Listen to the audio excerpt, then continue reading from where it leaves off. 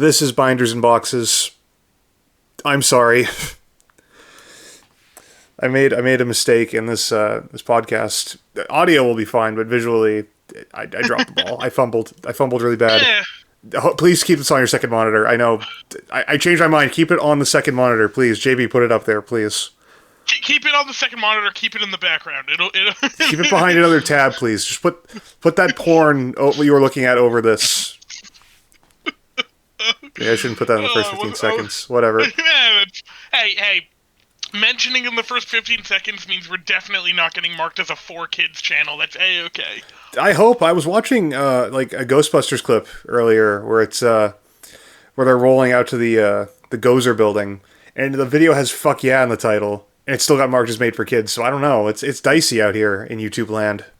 Rules don't apply, but I think you already knew that. You know, it's YouTube. Yeah.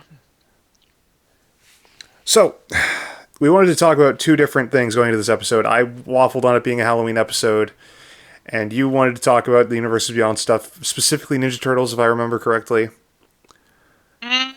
And then WotC rolled out this survey that has a whole bunch of other stuff going on in it that I didn't research as much as I probably should, and you also didn't research at all because I was the one who brought it up, and you put your faith in me, and I let you down. I am sorry. Well, it's not so much I put my faith in you. I was planning to research it, and then I had, like, other stuff happening in my personal life, and then I got sick, and I was, like, sick for 4 days straight. It was, like, awful. And so, like, I just didn't have a ton of free time, because when I was sick, the time I wasn't spent, like, basically laying down in bed trying to recover, and I am still a tad bit congested, so I do apologize for our listeners if my already annoying and grating voice is even more so. But I just didn't really do the research. I'm going to be honest, I completely forgot to do the research about the Universes Beyond thing I even wanted to talk about. So the thing I was planning to actually talk about, or at least the thing I was interested in talking about, was my own anecdotal experience in essentially the death of competitive 60-card Magic. Specifically, the death of Standard. Do you think that ties into the, I can't remember who made the whole pigs and slop comment, but do you think it ties into that, or do you think this is, like... I mean, it is related, because the person who made that post about pigs and slop, made that post because they were a competitive 60-card Magic player, and to them... with the Universes Beyond and stuff like that. Well, actually, they sent that well before the Universes Beyond problem. They sent that in mainly talking about the shift of focusing on Commander as a format. Yeah, hence the death of 60-card Magic. Yeah. But a lot of people I know that are 60-card players are, like, not huge... not huge fans of, are not huge fans of the Universes Beyond content. Like, for example, Jim Davis, who's a huge, like, either he was contemplating to go into the Hall of Fame, or he is in the Hall of Fame currently. I'm not super familiar on who's a Hall of Fame pro Magic player or not. But he put out a tweet talking about, like, when Heroes in a Half Shell, the 5-color legendary Mutant Ninja Turtle card, was spoiled, about how he just kind of hates this shit, and he tries to keep it positive. And he, who runs, essentially, he has a YouTube channel and a Twitch stream where all he does is focus on competitive Magic. He kind of had, like, a shift to Riftbound. Like, he was even talking about Riftbound content. Riftbound, for those not in the know, is the League of Legends card game, which the professor, at the time of recording this, at least for me, recently had an episode of it go live, where he played with Skara, Convert Go Blue, and I can't remember who the fourth player was that played with him. Damn. I can't remember her name, but Skara played. And as someone who is a League of Legends NA fan, it was really nice to see Skara. I actually like Skara a lot as like a content creator or like as a person. I know that's very parasocial of me, but it is what it is. But like Jim Davis is not like a huge fan of it. And then there've been growing sentiments of people online basically saying Standard is dead. Well, paper Standard is dead, and I will be honest. According to Mark Rosewater,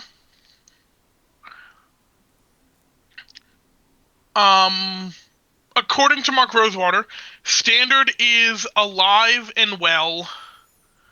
Like, has never been healthier. Stuff like that.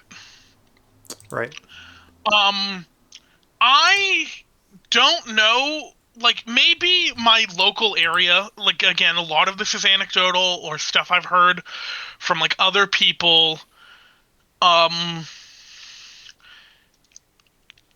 So, for me, for competitive 60-card Magic, I play Modern. Modern is my competitive format of choice. I love that format. Absolutely adore it. I go, on occasion, to a local game store that hosts FNM Modern. They also have an FNM Standard. For FNM Modern, whenever I'm in attendance, we can typically get 12 plus players, counting me. Sometimes we even get all the way up to 20. There's one time we had 25, 24, I can't remember exactly, but it was 20 plus. And it was great. You play 3 to 4 rounds of some great competitive Modern. Standard gets, if they're lucky, 8 players. Yikes. I mean, they're consistently getting 6. Like, there are 6 guys every single time I've been there. They're great guys. But every single time I've been there are 6 guys that are there, and they play Standard. And sometimes other people will join them. I know when the Spider-Man set came out, they actually had an increase in the amount of players actually showing up for FNM Standard Night. Because this one guy showed up with, like, his 3 kids. And, like, the youngest one looked like they were, like, 11, 12. Oldest one looked like they were, like, 14. But, like, they showed up wearing, like, Spider-Man sweatshirts and Spider-Man t-shirts and stuff. Like, they were huge Spider-Man fans. So, like, by that metric, Universes Beyond is getting them into the game, which is great.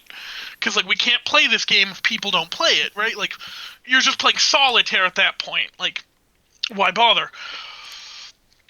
And they played, like, one night. I don't go consistently enough to know. Part of the reason I don't go consistently enough is the entry fee for Modern FNM at this place is $25. Ugh. And there are some weeks I don't want to spend $25. Hey, before you make that noise, I'll have you know, I have always broken even. There has not been an FNM I've attended for Modern at this place where I have not left with an equal amount of money in store credit than I spent to enter the tournament. Granted, I immediately spend that money in store credit instead of saving it for when I next come to do a tournament because I'm an idiot, but that's my own moral failing. Or impulse control failing. Okay, it's not a problem against the store. Charging $25 an entry fee to a Modern tournament, is that a bit rich? Yeah, I would say so, but I mean, you can place 8th and break even. Top 8 get prizes, and then the others don't. And considering the fact every time I've been, there's like 12, that means 8 out of 12 people are getting prizes, and the other 4 aren't. And the prizes are store credit. I mean, that's fair, but again, speaking as a Yu-Gi-Oh player who at this point I guess is considered a boomer, the last time I attended a competitive tournament, not competitive tournament, but a tournament in any capacity, in any card game, the admission was like, I guess that's not true. I played some draft a couple years ago, and I was like $20 for admission, but that's because it's draft and, your opening product. Mm-hmm. But a tournament, where you bring your own stuff, it was like $10 admission. So 20 to me sounds crazy, but that was also 10 years ago.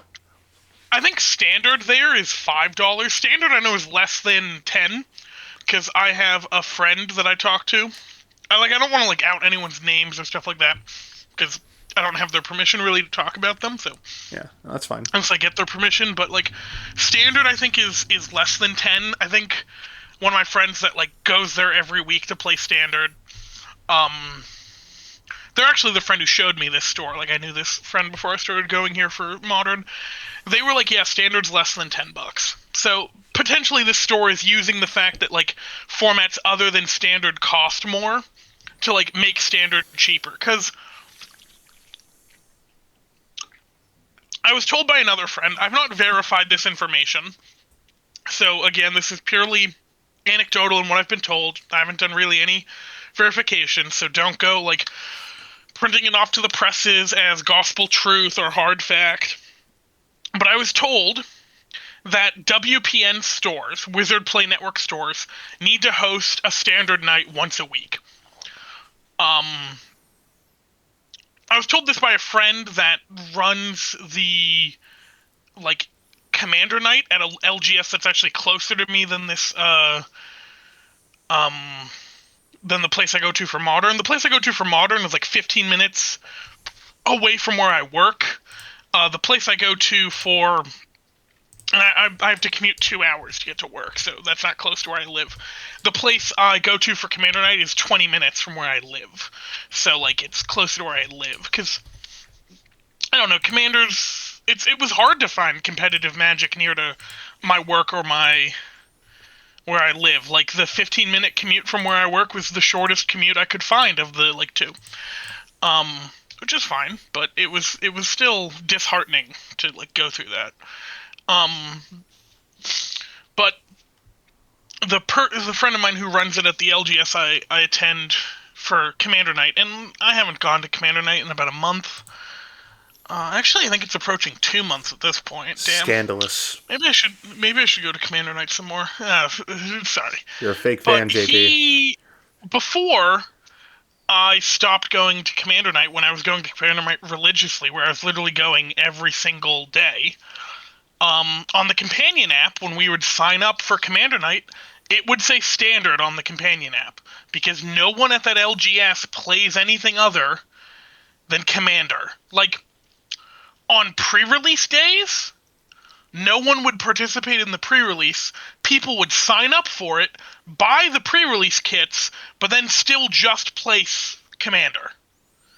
Like, no one was participating in the pre-release. Like, they purely bought the pre-release kits to get access to the die and to get access to the packs inside of it. And because of the fact no one participates in the tournaments, what this store does is they evenly break up the prize packs you're given among all people that signed up and paid for the pre-release. So you got, like, bonus product, essentially, for paying for the pre-release instead of just buying a pre-release kit separately. That's, like, basically how it works there. Which, like, a store can do what they want, but, like, this friend told me, like, they need to do standard night every week. They need to have a standard night every week to keep their WPN status, and on the companion app, they just lie. Like, they just say it's standard when, if you go to their website, you go to their Facebook page, it's Commander Night. That's what it's advertised as, that's what people are playing. The companion app says standard. And if WotC says standard is, like, healthier than ever, and they're going off of, like, companion app statistics, I know for a fact that this store is fudging the numbers. And there's people online in, like, subreddits and forums and discussion posts and the like, basically saying the same thing, that stores are just labeling Commander Night as Standard Night because no one is playing Standard. Which reminded me of a saying that when a metric becomes a goal, it fails to be a usable metric.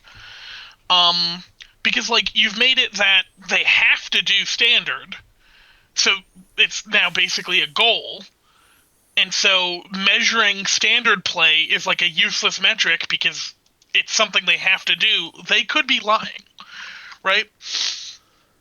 So I, in my own anecdotal evidence, and again, it might be different. Like, it might entirely just be to do where I live and location, and that the, like, competitive Magic isn't as popular as it used to be. So, like, you need to, like, if you want to find its communities, you need to, like, find them, but they've, like, sequestered themselves. But it's still just as healthy as ever. So, like, there isn't a case that competitive Magic has not died. That it's just sequestered itself and made itself more niche because of how explosive Commander has been in popularity. And, like, the casual way of playing something is always going to be, like, more popular than the competitive way of playing something. Like, take League of Legends, for example. League of Legends has, according to Riot's own statistics, as of right now, 135 million active users every single month. Okay? All right. Right? Like, I'm trying to find on their page now what percentage of that play ranked.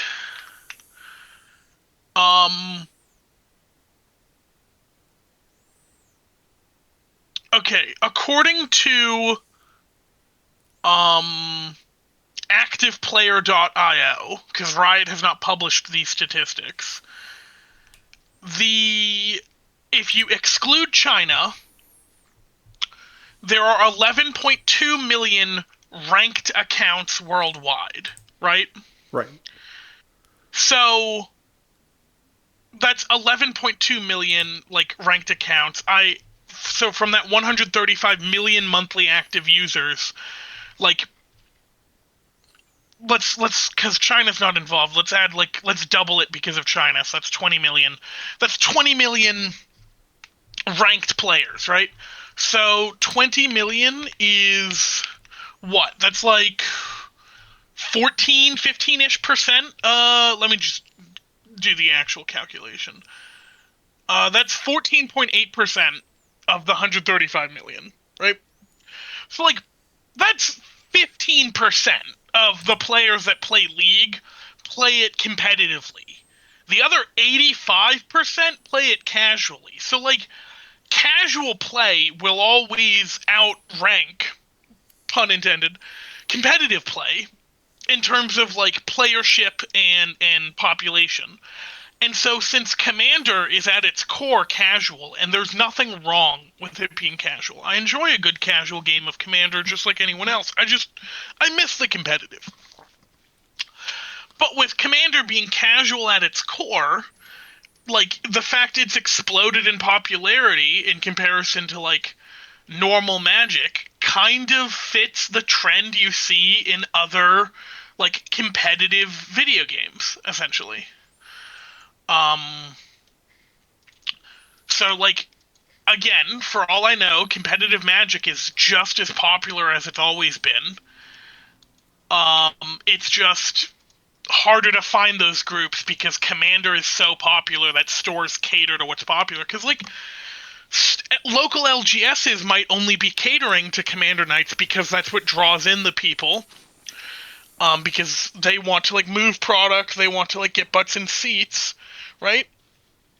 Mm-hmm. Like, they want to sell snacks at an inflated price and beverages at an inflated price to, like, the players that are going to sit there for, like, 4 hours playing a casual game. Whereas if someone's playing competitively, they're probably not going to get up in the middle of a game to go downstairs and buy a snack because they care about the outcome because it's competitive. Right.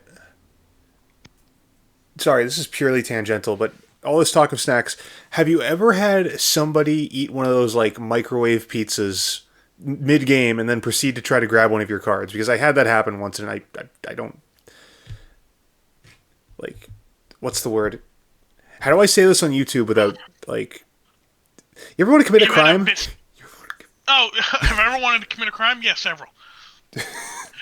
In that moment, I wanted to commit several crimes, but I valued the ability to keep visiting that store more. Yeah. So I never had anyone have a microwave pizza. The closest I ever had to that was someone was eating Lay's potato chips, Oh, and they reached over to try and like touch something, and I actually grabbed the card. I said no, like wash your hands first. They got quite exasperated with me, but they did get up and go and wash their hands. Um, that was actually at a pre-release event that I was playing in when that happened, and I don't know why I cared that much. They were like old pre-release sleeves I had reused. I actually have them right here in front of me. They're like actually quite beat up. they're beat up, but they do not have lays on them. That's the important part. No, but these sleeves I probably should have retired um before I just kept using them. Um but the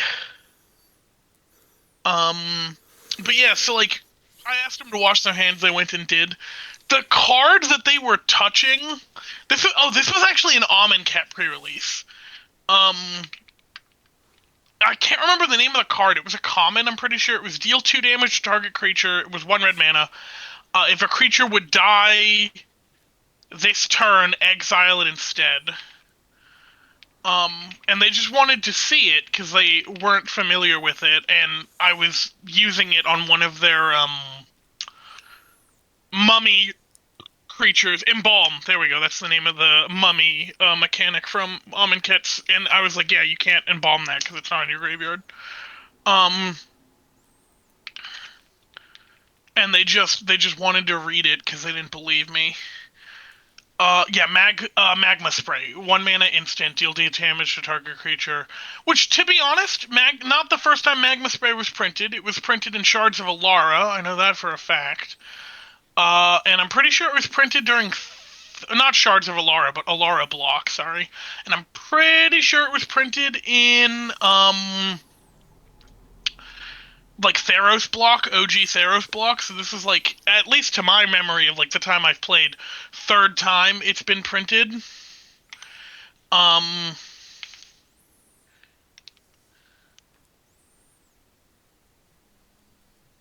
so like that's like, but if they've never seen it before, I could understand, especially since it like kind of deals with their embalming thing really well, wanting to look at it to make sure I'm not lying. But also at the same time, if you're eating while playing, you need to understand people aren't going to be okay with you touching their cards. Like, uh, but that's just me. I can be like, I double sleeve my pre-release decks. Partly because of the fact that I double sleeve everything, so like when I'm holding 40 single sleeved cards, it just doesn't feel like enough cards in my hand. I'm just not used to that. So like, but like I got, like, this was like freshman year of high school. I got like really anal about basically double sleeving everything. I double sleeve my pauper decks. And my pauper decks are like not even $20. Like, the sleeves on my pauper decks are worth more than the pauper deck themselves. And I still double sleeve them. I'm like, no, I don't care. When did you start sleeving cards? Because when I was a kid, it was super weird to me going to a tournament setting for the first time because I never even, like, this is when the internet was still, well, not young, but you know, it was like mid 2000s. I had never even heard of card sleeves, so suddenly seeing everybody with multicolored, well, not multicolored, but like colored cards, it really tripped me out. So you were obviously more clued into Magic, I think. Oh, no, I think you started playing Magic after I started playing Yu-Gi-Oh. But you Well, seemed like you were clued into it. Sorry. I started Magic in fourth grade for me, and you were born the same year as me, right? Right, but I started playing Yu-Gi-Oh when I was like 5. Oh well, yeah, but I started playing Yu-Gi-Oh really young too. I played Yu-Gi-Oh with my local Cub Scout troop Oh, really? and stuff. Yeah, I just never played Yu-Gi-Oh competitively. Um, um, no, so Yu-Gi-Oh was my first card game. Not gonna lie about that. Absolute boomer of me. I don't know if I was 5 when I started. I'm pretty sure I started Yu-Gi-Oh in first grade, and I was 6 when I was in first grade. So I think that's when I started Yu-Gi-Oh. because I remember being in grade school when I started Yu-Gi-Oh. Um, because I went to a private preschool in kindergarten.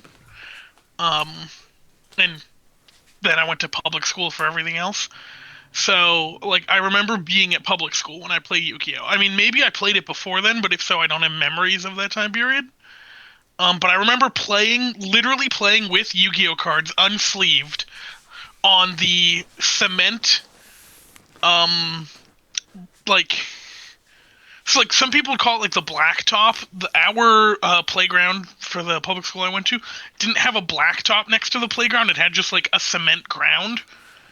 So it was like gray. But I remember playing um Yu-Gi-Oh, like first grade, second grade, on the cement next to the playground with a kid named Kevin who was in my class. I don't remember Kevin's last name, but I remember his first name. Why are you trying to dox Kevin, dude? What did Kevin do to you? Okay. First of all, Kevin is a very common name. You're trying to. Second of all, I haven't seen Kevin since like third grade. Okay, I don't know if he's still playing Yu-Gi-Oh. I don't know, like. Okay, wow. There was a first grader that played Yu-Gi-Oh, named Kevin. You're trying to remember his last name. I said I can't remember his last name. Okay. And if I could remember his last name, I'm not going to say his last name. But I can't. I can't. But yeah, and I have some like really scuffed Yu-Gi-Oh cards from that. I had a foil black magician, sorry, not black, dark magician girl. Yeah. That like got like water or something spilled on her where she was starting to peel off of her back, and I just taped her right back to her card back. So like you could see in that unsleeved deck when she was coming up and where she was, because there was just tape on her. I think I still have that card somewhere. I'm not gonna go track it down, but I'm pretty sure I still have that. But like, I did not sleeve my Yu-Gi-Oh cards. Well, that's not true. I've recently gotten back into Yu-Gi-Oh casually. I just play it like at a kitchen table level with some friends, just playing some like deck archetypes I really, really like, with no intention of like ever trying to play it competitively or stuff like that. And I will admit I've double sleeved those Yu-Gi-Oh decks. They are double sleeved. My rank 10 trains deck is double sleeved. What are you guys gonna do? Choo choo. But that's besides the point. For Magic, I think I first started sleeving my Magic cards in 7th grade. Or maybe it was 8th grade, 7th or 8th grade, around there. I can't remember exactly. It's been fucking years. And part of the reason I did that was I started playing like locally at my local game store for Magic, and the people I was playing against had their decks sleeved, and they had card sleeves there at the store. And it's what I did. I will admit I used to sleeve my cards in the like dirt cheap Ultra Pro sleeves that had the silver sticker. Oh, like Oh my old God. people will Oh my God. know what I mean. I haven't seen those in years. The ones that came with deck cases.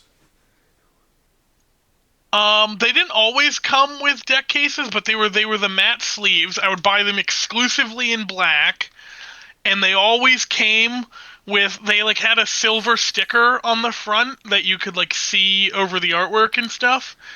And those sleeves like split. I'm gonna be honest with you; those sleeves were cheap.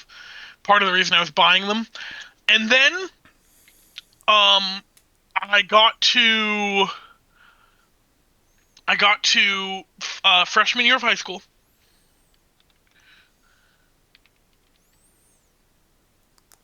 Oh, those. I got to freshman year of high school, and a dude who worked at the local game store commented on the fact that like, because the sleeves were splitting pretty reliably on me. Commented on the fact that I kept replacing my Ultra Pro sleeves, and was basically like, "Why don't you switch to like a higher quality sleeve?" Like, yeah, these Ultra Pro sleeves are like a third of the price of these other sleeves, but you replace them so frequently. Like, these are sleeves I've bought, I haven't replaced them in 3 years. And that's when I found Dragon Shield and I fell in love, and basically everything I own is sleeved in Dragon Shield now. Fantastic. So, sorry, we're down like 50 tangents, but I just have to ask. Like Ultra Pro used to put Velcro on their plastic deck boxes, then one day they stopped. Do you remember when that was, or was that like? 'Cause that would have been like middle of grade school, I think, for me. Because for some reason I had deck boxes Um, but not sleeves.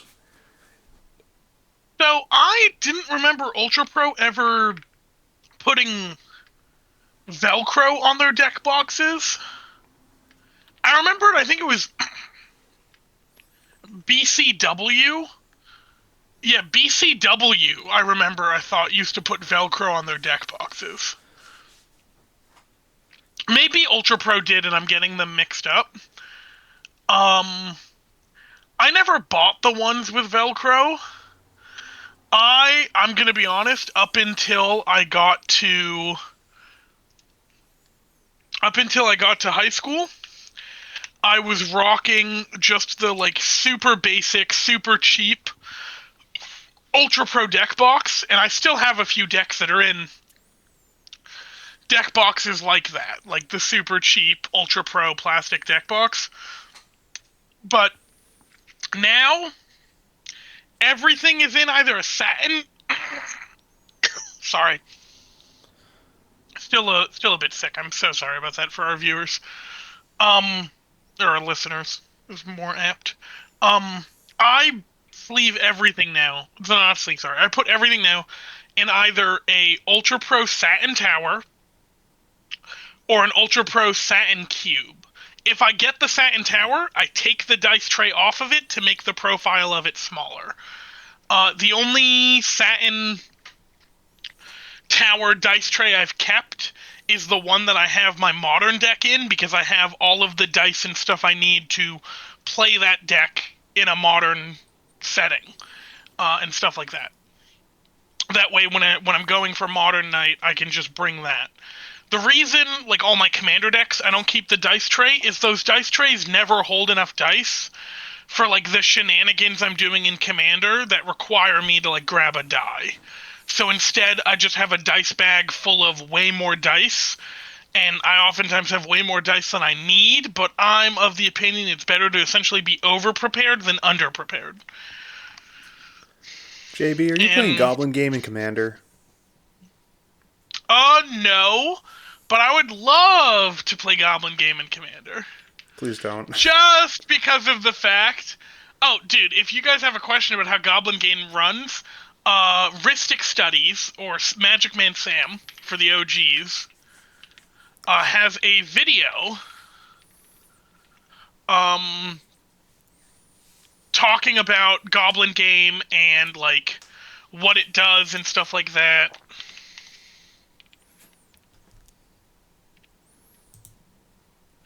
And yeah, but Goblin Game is not a thing I run in Commander, partly because everybody brings like a shit ton of dice and stuff.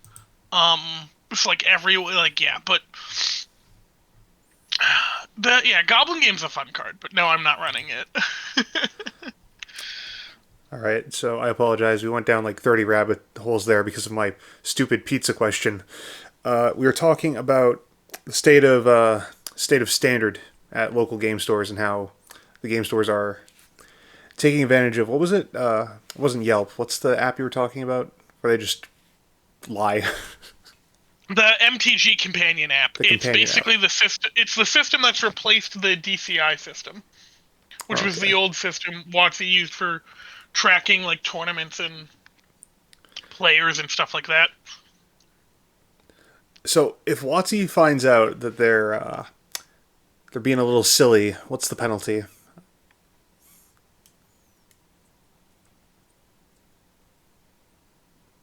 Oh God. I think I shouldn't have asked that. Uh-oh. Sorry, I was taking a drink of my water. I'm sorry. I thought somebody got you. I thought No, they'd finally no, come no, no. after us. Oh yeah, no, totally, totally.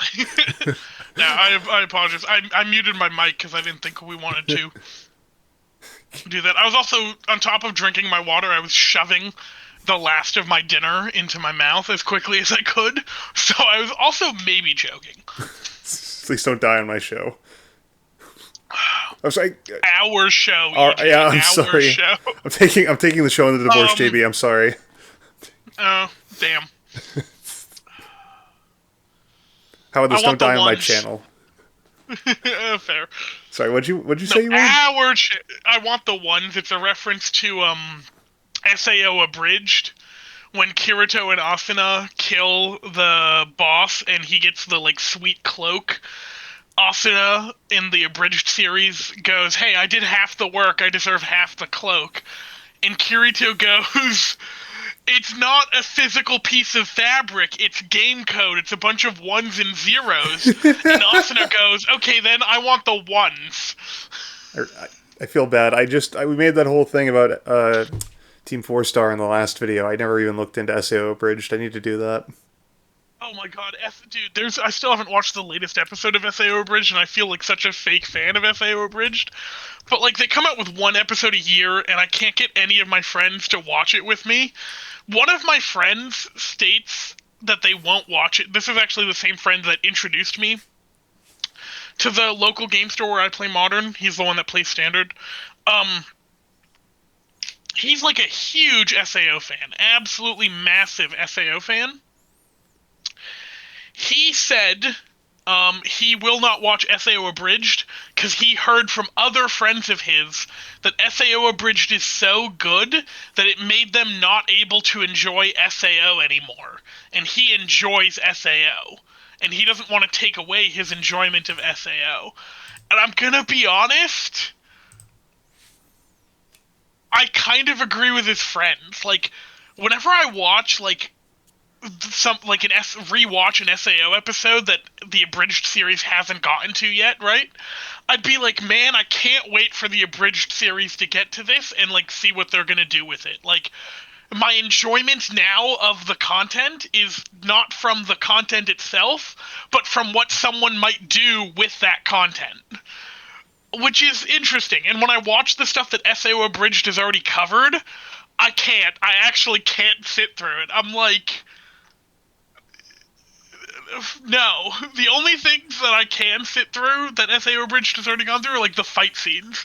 Because the abridged fight scenes are okay, but the actual fight scenes are like a lot better, partly because they're not abridging them, they're not cutting them, stuff like that.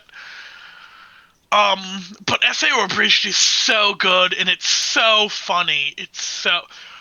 I'm gonna be honest with you, I like SAO Abridged to such an extent that when I hear the voice actor that voices Kirito in the abridged series in another abridged product, and I hear the voice actress that voices Asuna in another abridged product, like, Asuna voices a character in the Fate Stay Night Unlimited Blade Works abridged, and Kirito's voice actor voices a character in the Fate Stay Night Unlimited Blade Works abridged.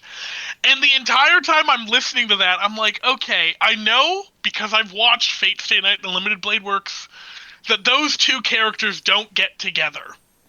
But their chemistry as Kirito and Asuna in SAO Abridged is like so good that I'm like, I want them to get together in this.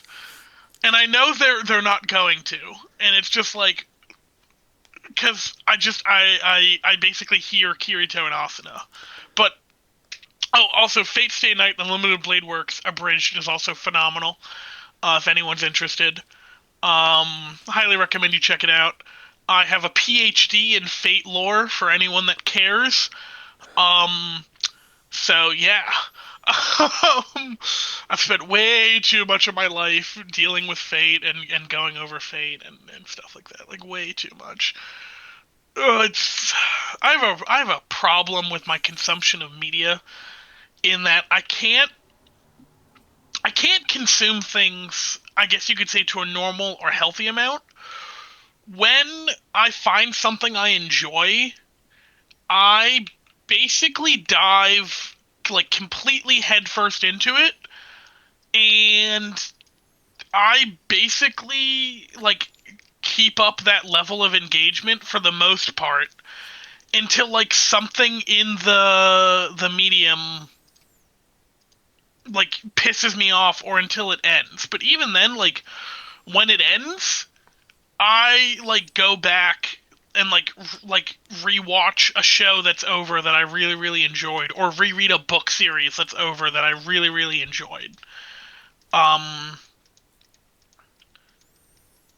I don't know. I just have a problem. I like, if I could consume things to what I would consider a more normal or healthy level, it would like open up so much more of my free time for like other stuff, because I'm not like rereading something for the like umpteenth time.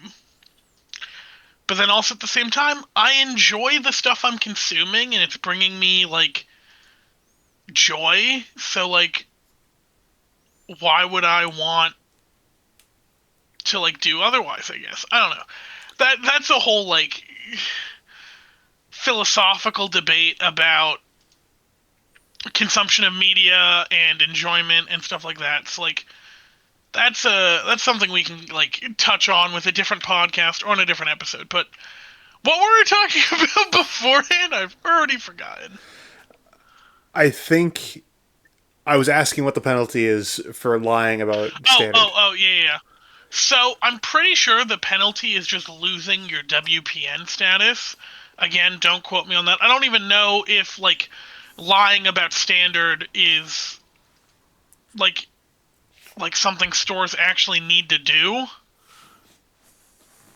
I just know that it's something the local game store I go to for Commander Night does, where they say Commander Night is standard night, and I know it's something that like other people online have said stores have been lying about, and I know it's something that um and I know it's something that the like friend of mine that works at the local game store says they need to do to keep WPN status. But I don't even know.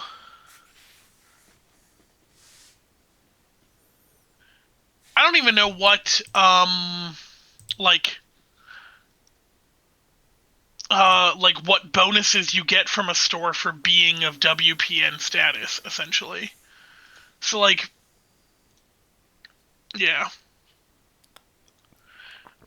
there might be no bonuses at all or stuff like that. So like, yeah. Maybe so it's not like I could be completely wrong about both of these, but it's not like Konami's status where they, again, I could be wrong, but I think they give stores a boost, don't they? Like they help them I out have no idea. financially. I don't know what Konami does. I don't know what WPN does. Like, there might not be a boost or anything like that. I just know that like I literally just almost said the name of my friend that works at the game store, and I really don't want to do that now that I've admitted he's lying to WotC. I just know that he's said. I just know he has said that they lie to WotC because WotC says they need to do a weekly standard night, and no one does standard. Like, in our local thing, like no one plays standard. Right? So, Right. for all I know, he like lied to me, or I wouldn't say like lied to me, because I don't think he, like, from what I know of him, I don't think he would like intentionally mislead me or give me false information, but maybe he was misled by some information he read, or he misinterpreted like an email he got from WotC or something. All I know is when I was going to um, Commander Night religiously, that Commander Night was not labeled Commander in the companion app. It was labeled Standard. And according to a friend of mine who literally went there last week for Commander Night, because their local Commander Night hasn't happened yet this week, or it is happening this week. Not gonna let you know what day it's happening, but people also don't know what day we're recording this on. But that the last local Commander Night that happened was also labeled standard, according to a friend of mine that was there that I talked with after the fact. Yeah, so that's like... So that's like the state of... so that's anecdotally the state of competitive standard is, if it does exist, it's existing in very small pockets that aren't nearly as big as Commander, which, again, I wouldn't expect them to ever be as big as Commander. And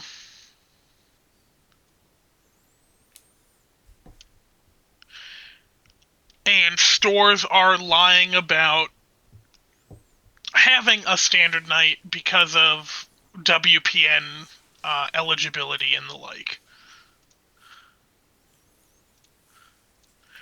But again, that's largely anecdotal evidence and like stuff I've read online on subreddits, forums, and like chat rooms and stuff.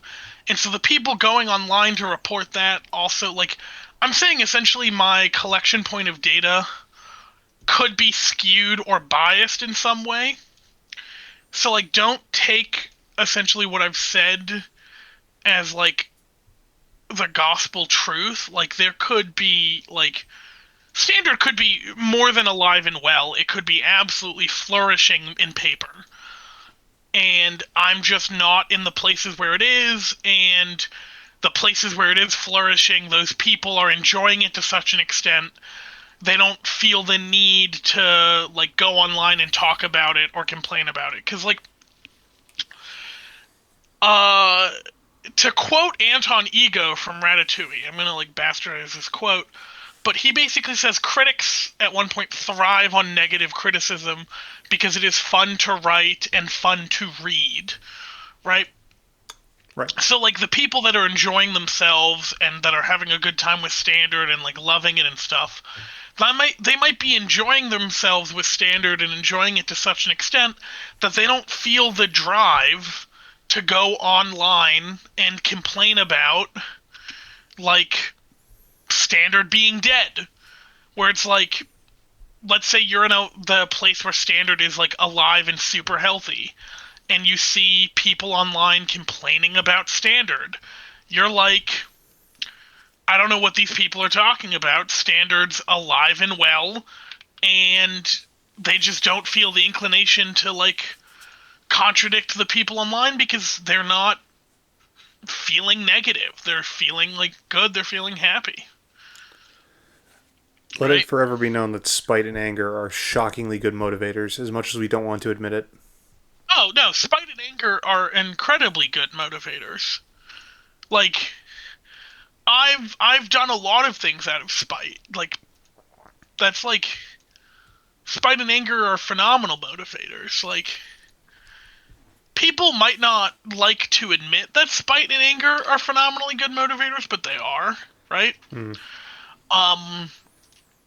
Part of the reason I feel spite and anger are good motivators, this is my own personal idea, is the fact that like, anger is a very like active emotion. Active might be the wrong case, but like, it's an emotion that wants you to take action, right? Whereas like, if you're content or you're happy, that emotion's not really pushing you to take action. That emotion's really pushing you to just keep things as they are.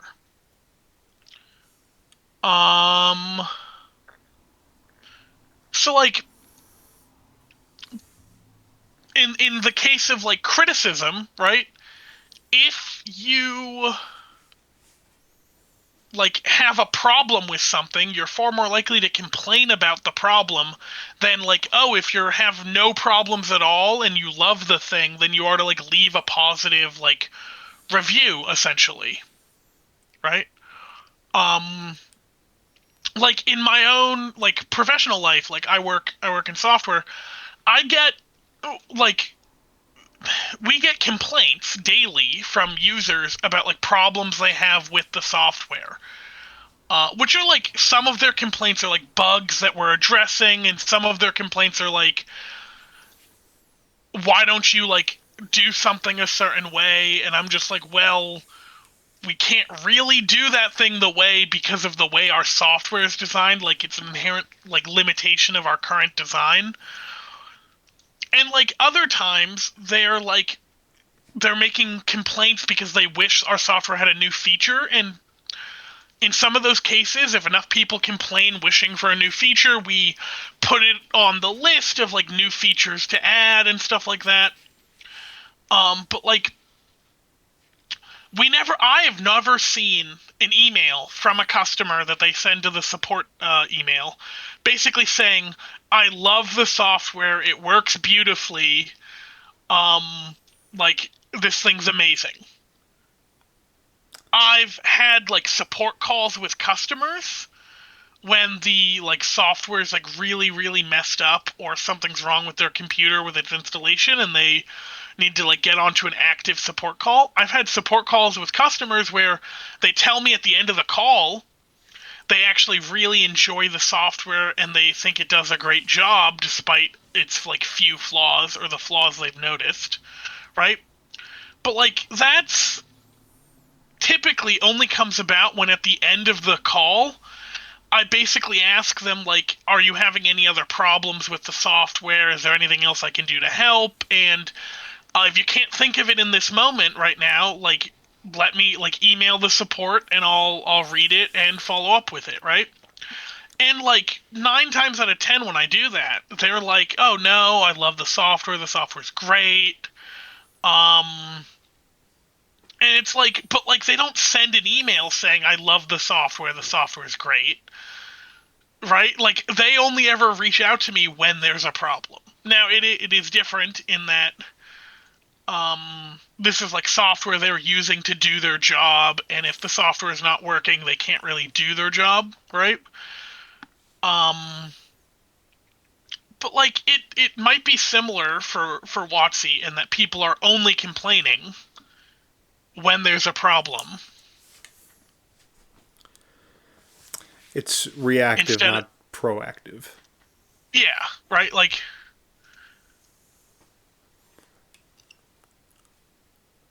so like I don't know. It's yeah. Like yeah, like yeah, so like back to the like anger thing, like that, like they are angry that the software is not working, so they reach out to us to like let us know the software is not working and that we need to fix it, right?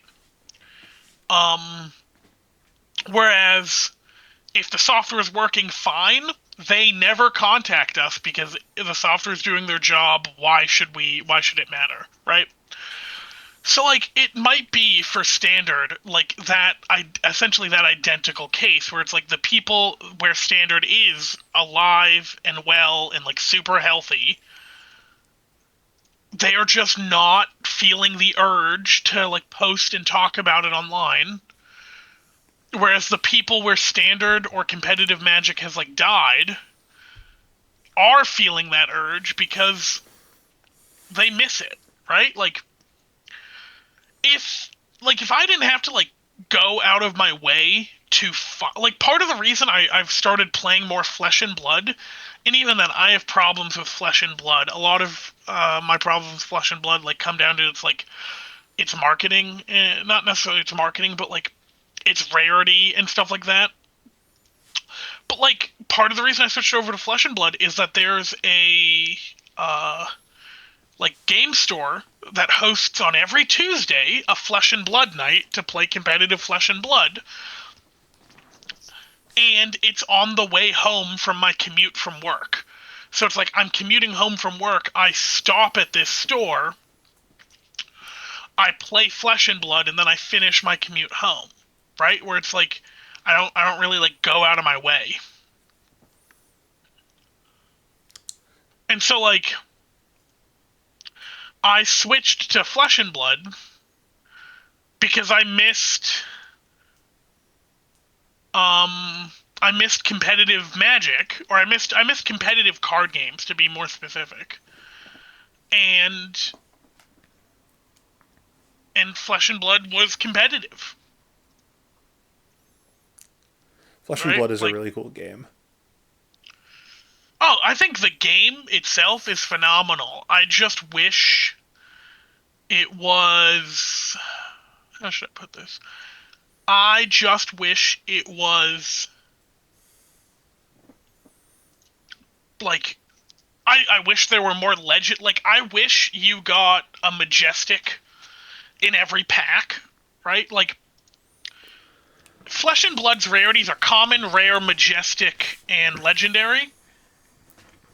Right? Right. I wish you got a Majestic in every pack, and I wish you got 2 legendaries a booster box.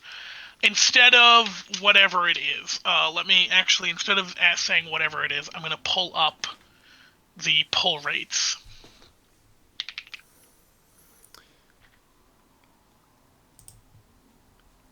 I remember having this discussion with me. Yeah, over a hearty slice of pizza. Was it like a month ago? It was a couple months ago now, I think. Yeah. Okay, so Flesh and Blood announced Fab 2.0, where they listened to the players complaining and they adjusted their pull rates. That was in April 12th, 2022. We're making the support, Fab 2.0. We're retiring first edition.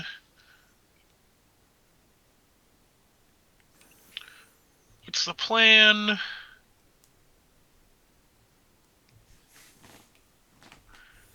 So you will get a legendary, 1 per 80 packs.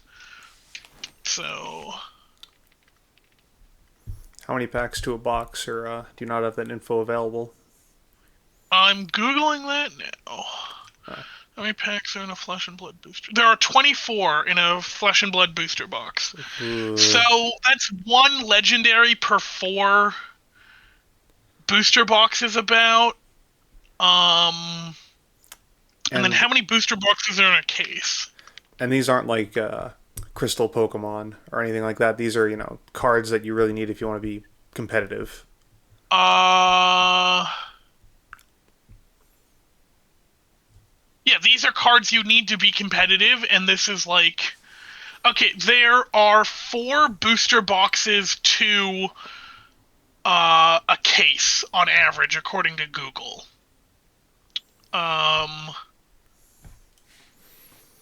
Okay. So that means that you're going to have 1 legendary rainbow foil. There's a higher rarity than that called legendary cold foil per 220 packs, which is about 1/3. Sorry, it's almost 1/3 more rare, essentially, than the rainbow foil. So the cold foils tend to be more expensive. I also will say this: the cold foils tend to look prettier, in my opinion, than the rainbow foils. And then you have fabled rainbow foils and fabled cold foils, but like fabled printings are like special printings above that of the cards that already exist, right? And then you get 1 majestic per 4 packs and 1.75 rares per pack, and then 11 tokens per pack.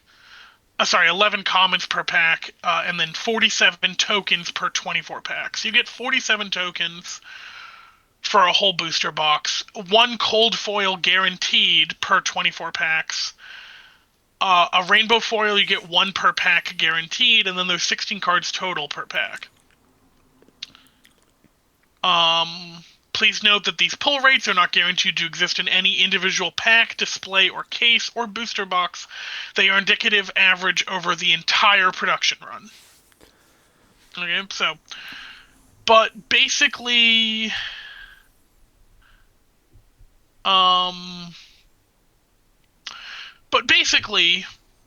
like, you're going to be getting 1 legendary rainbow foil on average per case, which is 4 booster boxes, right? And, like, a legendary, like, legendaries are kind of like bread and butter. Some heroes like need them to function. Like Prism, like I have a Prism deck that has Empyrean Rapture as her chest piece equipment, and like that's a really really nice equipment to like run with her.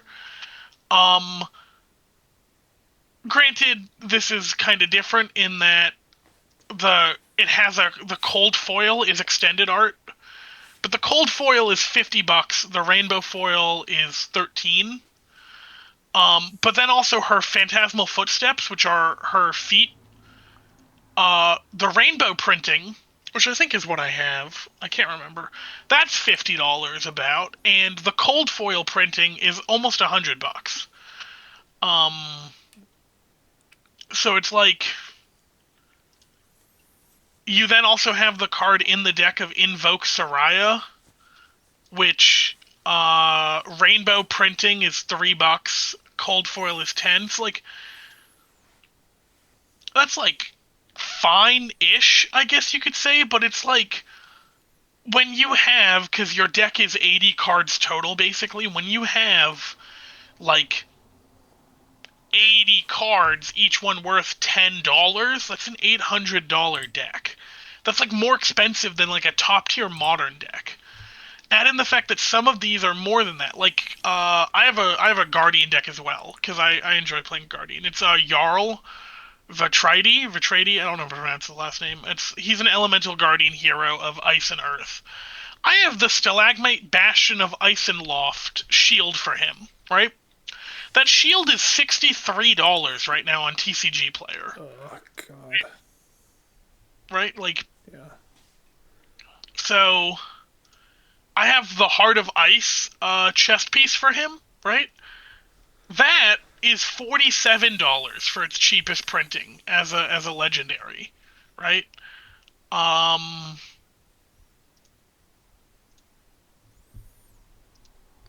so like I have Dash IO. Dash IO is actually who I first learned the game on. I actually loved Dash IO a lot. I have the Teklo Foundry Heart that I got in White Border, so the history pack, which is $17. Because history pack is purely for reprints. But if you wanted that in its rainbow foil printing with black border, because I know a lot of people dislike how the white borders look, it's going to cost you $30. I have adaptive plating. I have adaptive plating actually in cold foil. I opened that in a pack. I got super lucky. So I literally just bought one pack at a local game store, opened it. I felt like God. But that in cold foil is $70 right now, right? So like that's a $70 card in a deck, and you have 80 cards total. So it's like I'm of the opinion legendaries need to be printed more. Like the way I look at Flesh and Blood's rarity is that legendaries are mythics, majestics are rares, and rares are uncommon, to like put them in the like magic rarity terms. And then commons are commons. Yeah, like I feel like magic I feel is like I do wish they printed more in Magic. Like Magic has it where in a booster box, a regular play booster. Sorry, I don't know about the pull rates for a play booster box. I know about the pull rates for the old draft booster boxes. Right? They've now made them play boosters, which have higher pull rates because they had this thing called set boosters, which weren't for drafting. They were literally just for people cracking packs for collecting. And set boosters were literally $1 more than the draft boosters. The reason they got rid of draft boosters and they just made them all play boosters instead, which are basically set boosters designed for draft, is no one was buying draft boosters. Like if people were buying a single pack to crack them, they were buying a set booster, right? Because like if you're at your local game store and you want to just buy a single pack just to like see if you get lucky, are you going to buy the cheapest option? Or are you going to pay $1 more to get a better like pull rate, like a statistically significant better pull rate? You're going to pay the literal $1 more to get it, right? And like I at least liked the distinction of draft versus set versus collector, because collector was well out of my price point.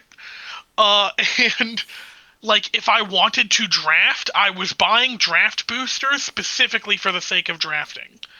And because I knew there was a pack that was out there that was better for opening, just for the sake of opening, I wouldn't open draft boosters. Like there have been times where I've bought a booster box for the intention of drafting it with friends, and I just opened it while I was waiting because I had a gambling problem, basically. I think every card game player has a gambling problem. Who, me? No, no, never. Right? Whereas once set boosters came out, I would buy like a booster box of draft boosters for the sake of drafting. That shit would not be opened till draft night because I'm like, why would I open this when I can just buy set boosters? Right? Like that was literally my thought process. Um I like the fact that Flesh and Blood literally only has the one pack type.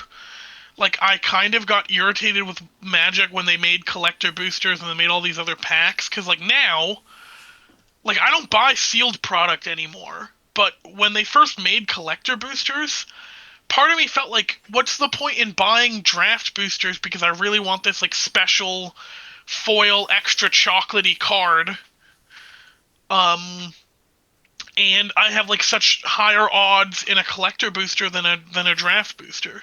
The only thing preventing me is price, but like why wouldn't I just save up and then go for the higher odds? And if I'm saving up, why wouldn't I just save up and buy the single of what I need? Yeah, I was gonna say you Right? just buy the card if you want it that bad. Yeah. Yeah. Well, yeah, that's exactly my point. So, like collector boosters for me at least kind of killed my purchasing of sealed product. The only sealed product I would buy would be pre-release kits when I was participating in a pre-release or like draft. I would of course buy the draft boosters that I was using in draft. I mean, on occasion I would buy a set booster to like support my local game store if I had been playing there for hours without purchasing anything, because I would oftentimes eat before going there, so I don't have to like pay the like $2.50 for a chocolate bar they like charge you for snacks there. I'd also bring my water bottle and refill it in the bathroom sink. Um, so I was like not paying for drinks. So it's like I basically spent 3 hours at this store. I kind of want to support them so they can keep their lights on. Yeah, I'll buy a set booster. I'll buy like two, right? It's like $8. Keep the lights on. Because like Commander Night, they don't charge. Um, Actually, the friend of mine at the local place that runs Commander Night and labels it standard has said that they might start charging for Commander Night because of just how many people now are showing up. Like, I love that people are showing up and going to the store. But according to him, people are showing up and playing and just not buying product. Um, and the like store can't really afford to just keep that area open and air conditioned during the summer or like heated during the winter with the lights on and stuff without like charging people. So they might do like a $5 like cover fee, and I'm like, if they do a $5 cover fee, uh, people might not go there anymore to play Commander because people will try and find a place they can go to play for free, which it's like fair, I guess, but like yeah, economics of any business are beyond me. It's part of the reason why I deal with software. It's like don't tell me about making money line up and stuff. No, I don't want to think about that. Just give me a database to play with and tell me what data to put in and data to take out and how to display it and other GUI stuff, because that's what I've been working on recently is GUI stuff. Before that I was working on an API. I work at a small company. I do a little bit of everything in terms of web dev. It's wonderful. It's totally what I intended to do when I got my comp sci degree. Definitely. Yeah, being an adult is fun. I mean, I like my boss. I like my coworkers. It's just there are days where it's like I don't want to deal with the web dev I mean, there are some days where I like love what I'm doing. Like, um, I recently had to update our firewalls, write some new stuff and stuff like that for them. I'm not going to go into details about what I did because, well, I am of the opinion that security through obscurity is stupid, where it's like you don't tell someone how something's being done and hoping the obscurity helps. I do also feel that giving people details about how exactly the firewall works means they might better subvert it. Granted, the people that are going to find out how our firewall works to like take us down are going to find out. So also at that same point, like security through obscurity is stupid. But at the same time, I'm not going to say. But like, I really enjoyed like doing that stuff. I mean, part of the focus of my degree was in cybersec, so I enjoyed it. You want to back that And then up, like there's or what? What do you? No, I'm not. What backup that I enjoyed cybersec, or backup that part of my degree is about yeah, cybersec? that part? What? What do you? Cybersecurity. It's one of the you choose a focus, and you take classes in that focus. I only heard cybersex. I'm sorry. I'm sure you said sec, Oh, but yeah, SEC, cybersecurity. Yeah, I'm sorry. Just my brain's it's horrible. cyber. It's horrible. Man, cybersex. Yeah, I majored in cybersex. Look, man, it's a modern world. I don't know what you're majoring in. Fair. Good point. Good point. Um, Sorry, I feel bad because I feel like I'm not I'm not trying to take digs at you, JB. I just my mind is that's terrible. fine. No. So like, yeah. So like, Sorry. So back to what we were talking about, the Flesh and Blood before that. Magic: The Gathering. Um, had for draft boosters, the draft booster box, you would get 2 mythics guaranteed. I don't know if it was guaranteed, but I would never have a booster box of draft boosters that didn't come away with 2 mythics at minimum. But you would get 2 mythics a booster box, a rare every pack, unless you got a mythic rare, like a rare or better, guaranteed. And then your like commons and uncommons. Um, so it's like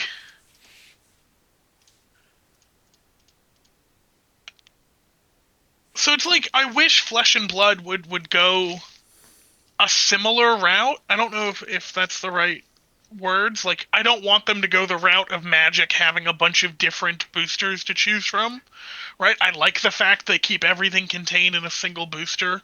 I love that fact, actually. It means, like, I don't feel bad for buying the cheaper booster because it's what I can afford, right?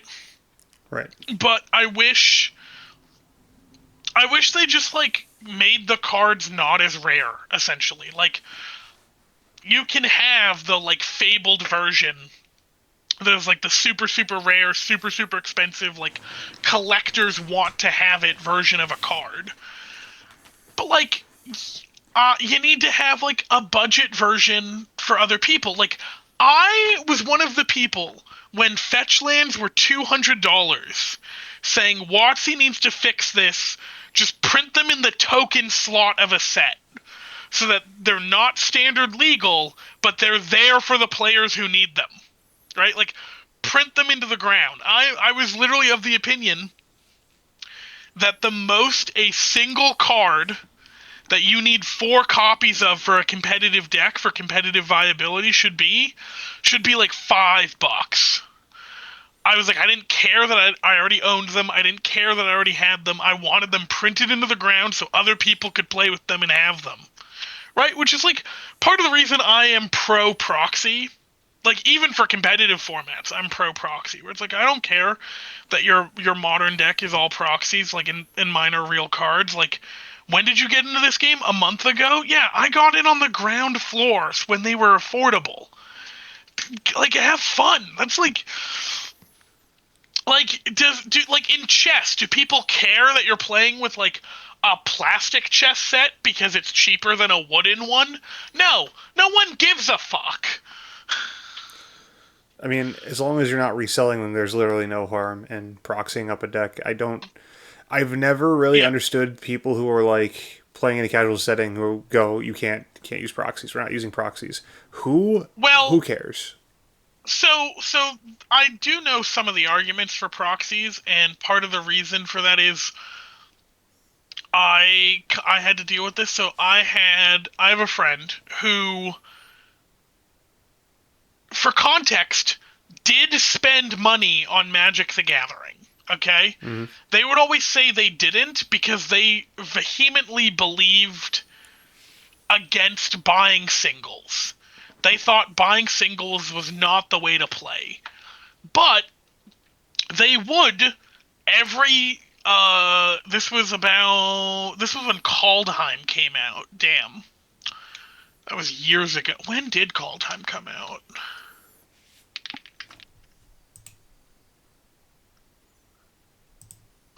Kaldheim came out 2021, so this is 4 years ago. For Kaldheim, when Kaldheim was out, every week for Commander Night, they would buy a collector booster of Kaldheim, which was like $25, right? So they were spending $25 on Magic product every week, right? Whereas me, I would just buy the singles I needed, right? And so they had a mono green elf deck, a commander deck, mono green elf commander deck, that they had been basically working on with cards from their collection for years and years. And they decided to proxy a Gaia's Cradle for that deck by taking a forest and writing in tiny letters on it the word Gaia's Cradle. First of all, I'm of the opinion you should have made the text on it a lot bigger than it actually was, but that's whatever. Right, and they said they did that to balance essentially the cost disparity between decks, where it's their deck was so much cheaper than ours in terms of cost. And the reason in their eyes their deck was so much cheaper was because instead of buying the singles, they had opened all those cards in packs over the course of several years, because they started playing Magic the same year I did. They're actually a friend from school, grade school. Still in contact with them to this day. Still play with them to this day. I've had some incredibly long-lasting, amazing friendships from Magic the Gathering. And they were like, well, I don't spend money on Magic, and so I'm proxying this Gaia's Cradle to bring the decks up to parity. And at the time, Gaia's Cradle alone was $400. I think Gaia's Cradle now is up to $1,000. Oh, right? God. Gaia's Cradle was, I think, $400 at that time. My most expensive deck at that time was $300 of singles, right? Mm-hmm. So I'm like, how can you sit there and say you're doing it to bring the decks up to parity when that one card, if you had it physically, is more expensive than my entire deck, right?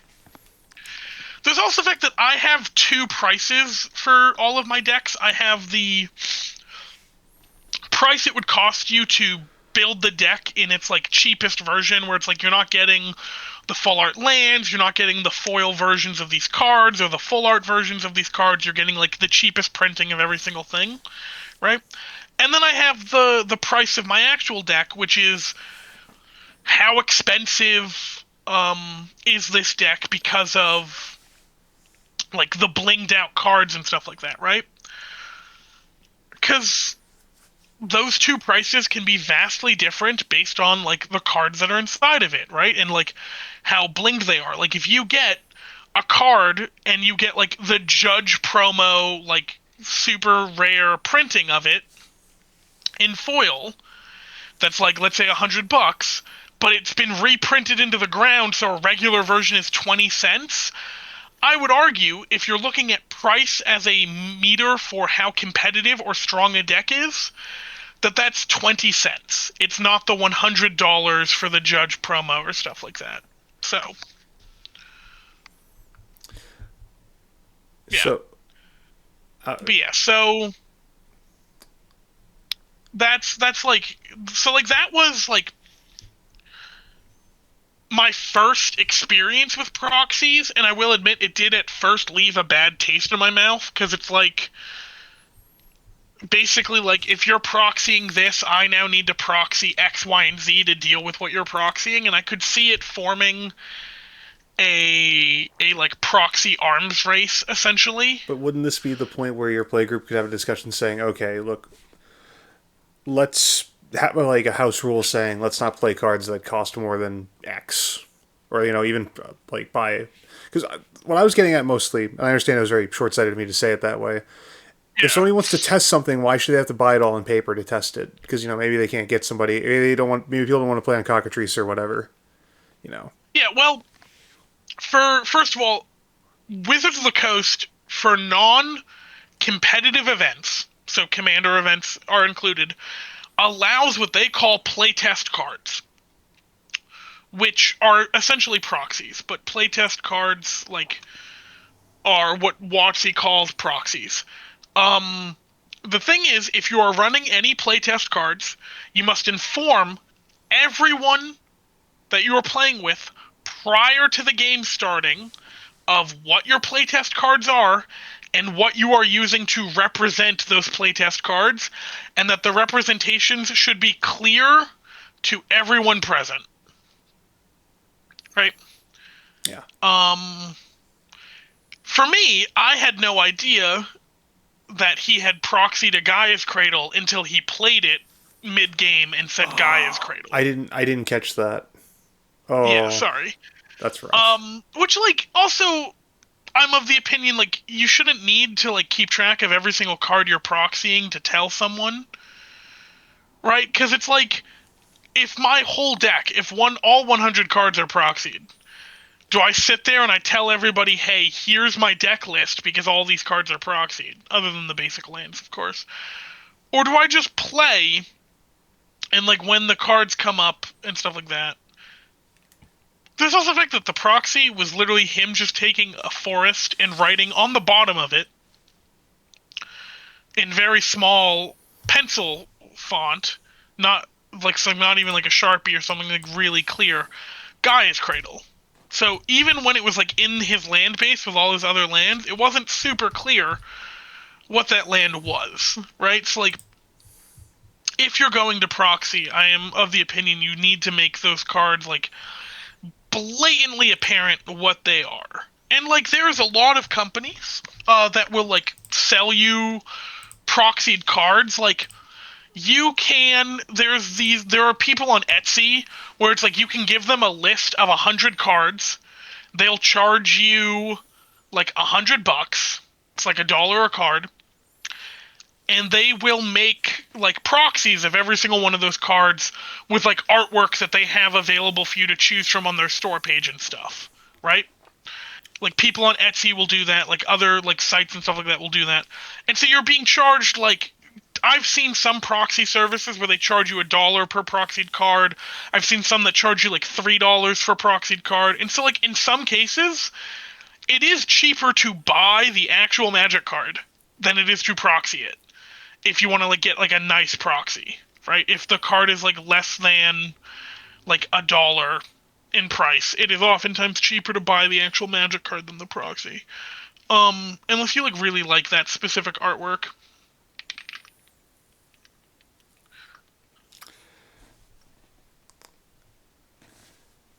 I mean, you make a good point. I still feel, I'm more talking about the purist, people who are pains in the ass who are like, no, no, no, you can't test that here. We're playing with because I've run into that too. Well, yeah.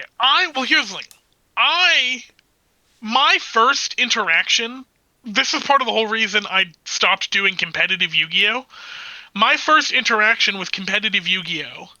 Was someone was playing a Monarch deck, but they didn't have all the Monarch cards. So literally what they did was they had card sleeves where they had put a card into the card sleeve backwards, and then they wrote on a piece of paper the name of the Monarch card that it was, and then slid that little piece of paper into the card sleeve with the card. And I just had to like trust them when they told me what that card was like supposed to do and stuff like that, right? Yeah. So like I've had like, but also like I'm now at the point where I don't care. Like you're not supposed to use playtest cards in official competitive events, right? I'm at the point I don't care, right? I just want someone to play competitive Magic with. I don't care that your entire deck is proxied, right? I don't care like as long as all the cards are the same thickness and weight, so you don't have a competitive advantage from like certain cards being printed a certain way, I don't care. How do you feel about people? Because obviously silver bordered cards are no. But what about like the World You mean Championship decks with the gold borders, where they're real cards, but they have like the autograph on them, and they're not supposed to be played, but with sleeves on, you wouldn't be able to tell.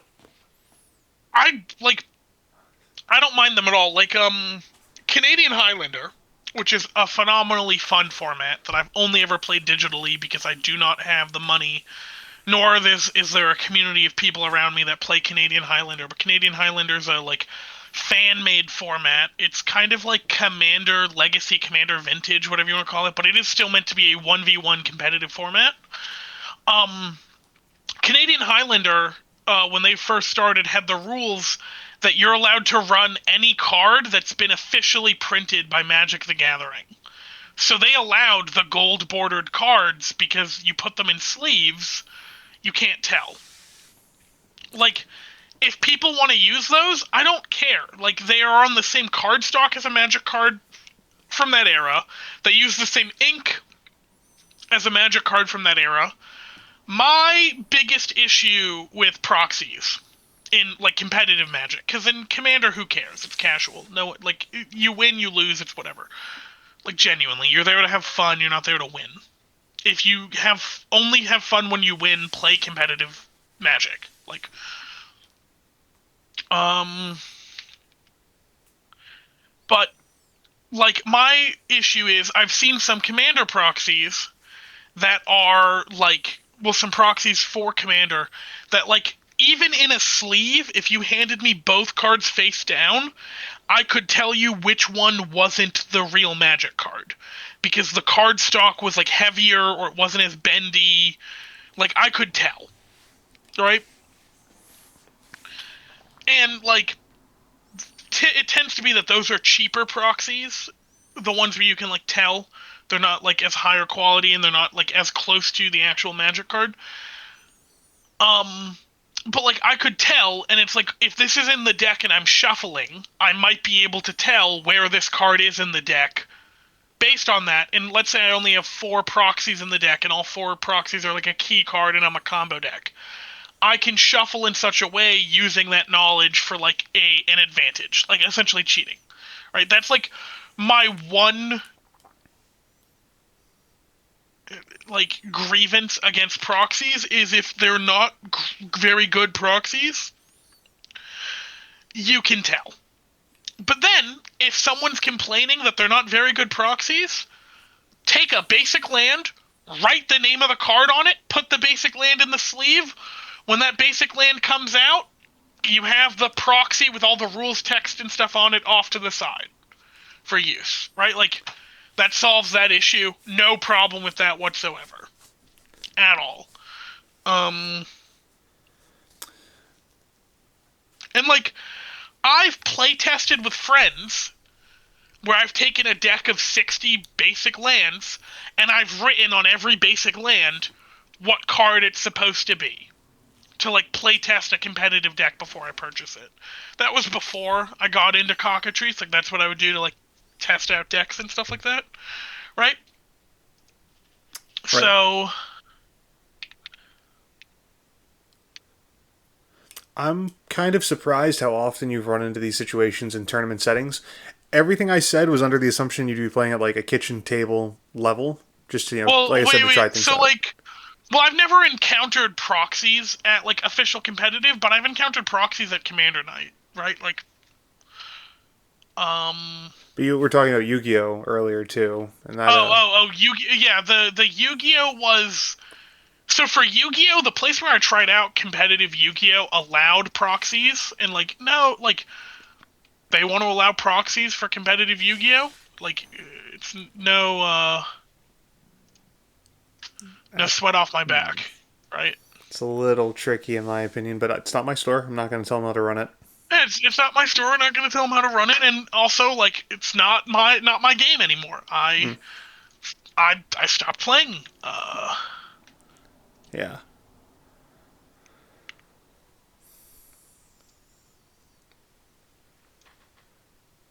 Right. So it's like There was just that whole horrible period of Yu-Gi-Oh where a prize card became part of the meta for a second, and oh god, I don't even want to. I don't want to think about that. It was a I can't remember the name. It was the Chaos Emperor Dragon Pendulum. I'll throw a picture of it up on the screen. okay.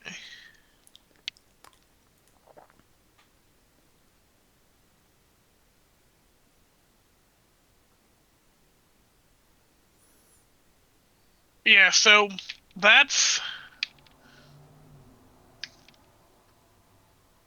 that's like I've encountered like I mean I've been playing for so long and I've been playing competitively for so long, like you're gonna encounter stuff like this, I guess, is the only way to really put it.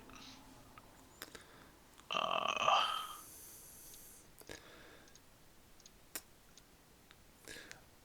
I mean, it's unfortunate, but well, I guess not unfortunate, but that is just kind of how it goes. You play long enough, you encounter a little bit of everything. yeah. Like law of like large numbers or whatever, you get like Yeah. enough. Law of averages, Murphy's law, whatever you want to call it. Hmm.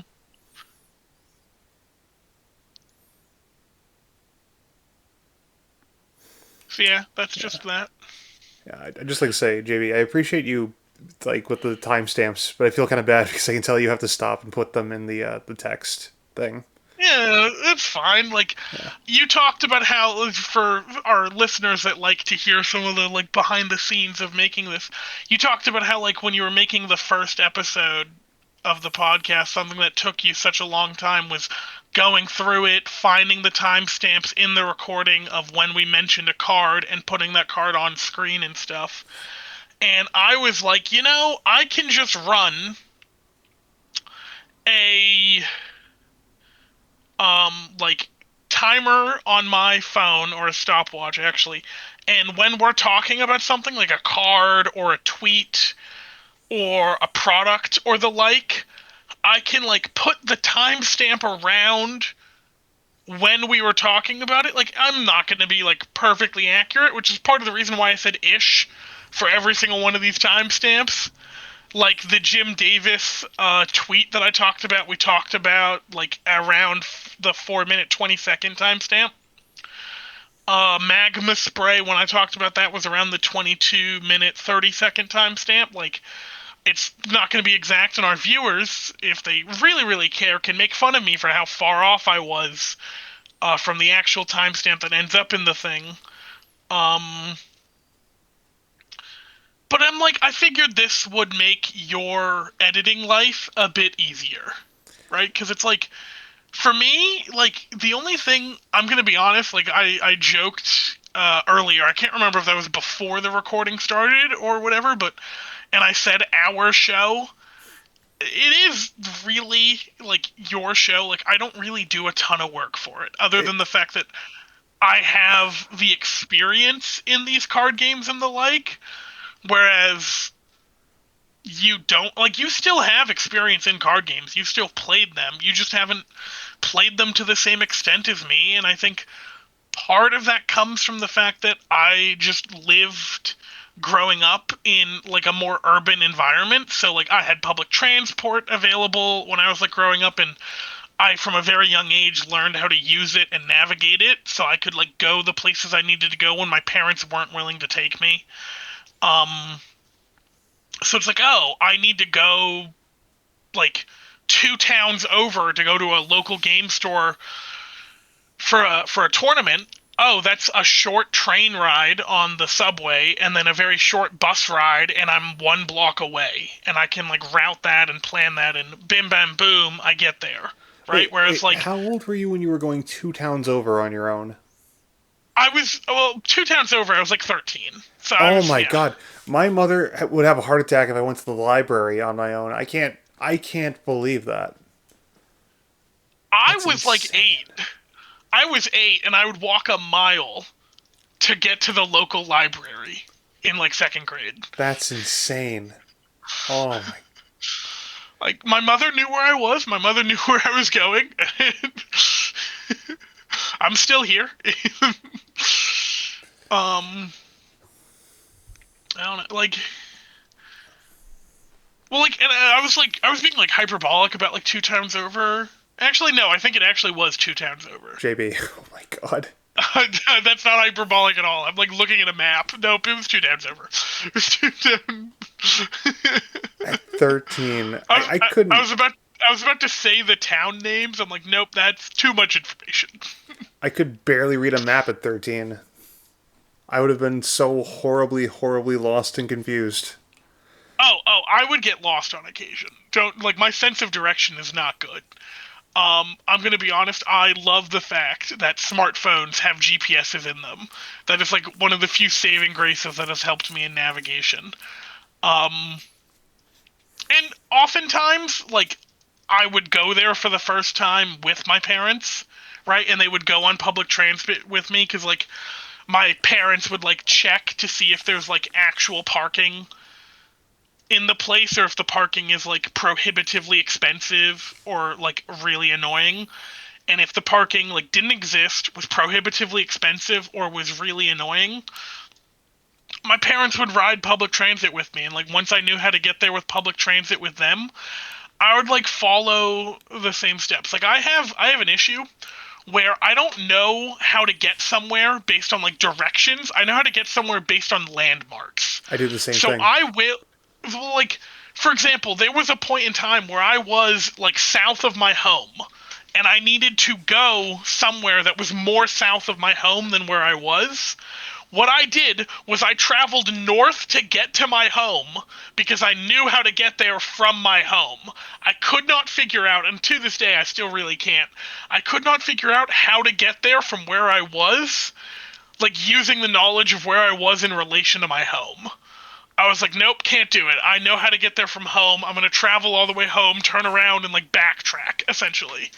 Um, in the game Hollow Knight, the first one, I have gotten horribly lost numerous times. It's part of the reason I have not finished Hollow Knight. See, I think this is okay. Well, first of all, what's your opinion on being lost in a video game as opposed to real life? I'm gonna be honest. Like, what do you mean? What's your opinion in being lost in a video game versus in real life? See, I never want to be lost in real life because typically if I'm lost, I'm going somewhere. I like being lost in a video game, not stuck, but lost, because that means I am doing everything right in my opinion. Because I am. So it depends on what kind of game it is, right?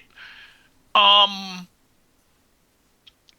where it's like take Elden Ring, right? If I'm lost in Elden Ring, when I say lost in Elden Ring, I mean like I don't know where to go, and the only places I can see to go like clearly in front of me are enemies that are like way stronger than me, and I am not like ready or prepared to deal with them, right? Yeah. Whereas like in like Skyrim, getting lost in Skyrim I think is like part of the way the game was designed, cuz you get lost and you just like explore and like discover um like something new or stuff like that. Like I think part of the whole game was getting lost in it, because in Skyrim, because everything scales to you, there's not like an intended path or an intended way of doing something. Like I personally believe dev intention, like the way the devs intended for you to do something matters, but I'm also of the opinion of like death of the author, where once you have read a book and taken your own meaning, whatever the author intended, like whatever meaning the author intended behind the work of fiction, does not matter anymore because you have read it, you have taken your own meaning. Whether or not that meaning aligns with the meaning the author wanted does not matter. The author's meaning has died by you taking your own meaning with it, even if your meaning and the author's meaning are like identical, right? Like that's death of the author. So like I'm like a huge proponent of death of the author. I like feel like death of the author is like really important in both like books, art, film, shows, etc. And in games especially, I feel like death of the author is like really, really important because like games is kind of a collaborative storytelling experience to some extent where, and by games I mean video games, where you you are essentially playing the main character, and um you are doing like X, Y, and Z, and whether or not the like person intends for you to do X, Y, and Z doesn't really matter. You're doing it because it's what you found and what you want. But like at the same time, the author of a game had an intended experience for you to go through. And if you go against that intended experience and you don't like enjoy yourself, part of me feels that's your fault because you went against the author's intention, right? So it is this weird like philosophical dichotomy I have inside of myself when it comes to media, because on one hand I feel what the author intended and all that other stuff doesn't matter at all, you've taken your own meaning, and on the other hand, if you don't enjoy your own meaning and you like went against the author's intention, that's not the author's fault because they intended and they crafted the experience around a certain way, and you went against that, right? So that's like not something they accounted for and stuff like that. So I will admit that is somewhat of a weird dichotomy I have. Give me a second to run to the restroom. I will be right back. All right, cut. Okay. All right, what were we talking about? So we were talking about before that ad break. Yes, that was the That's what put the Blue Chew ad there. that's what I'm calling it.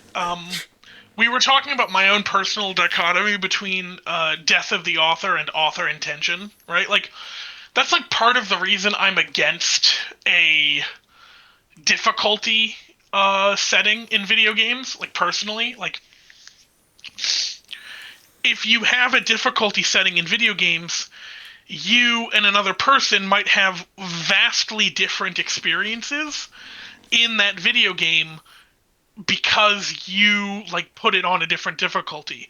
But then also at the same time, if there's no difficulty setting, you and another person might have vastly different experiences in a video game because you have way less time to devote to getting like good at the game or getting skilled at the game than they do, which means you basically hit a brick wall where the game gives you a skill challenge and says, hey, you have to be this skilled at this game to progress, and you just don't have the time to devote to getting skilled at the game in like a timely manner, whereas someone else does, and so they're able to progress and you aren't, and you're basically gatekept out of the game purely due to like your lack of time, right? Like I've found that because I work 40 hours a week and I have a 2-hour commute one way, I have a lot less time to play video games.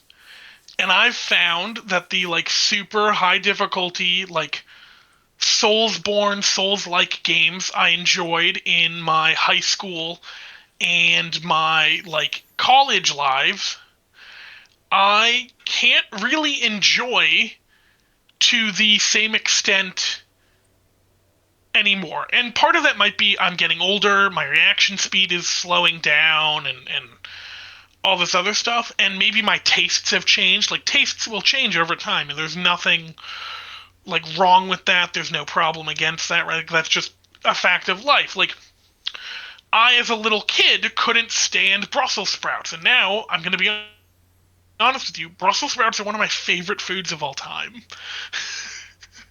Like, roasted Brussels sprouts, absolutely phenomenal, right? But like, that's like my physical taste buds changing. Like, my metaphysical taste buds, like my taste for media, might change over time, right? It's just a fact of life. Um,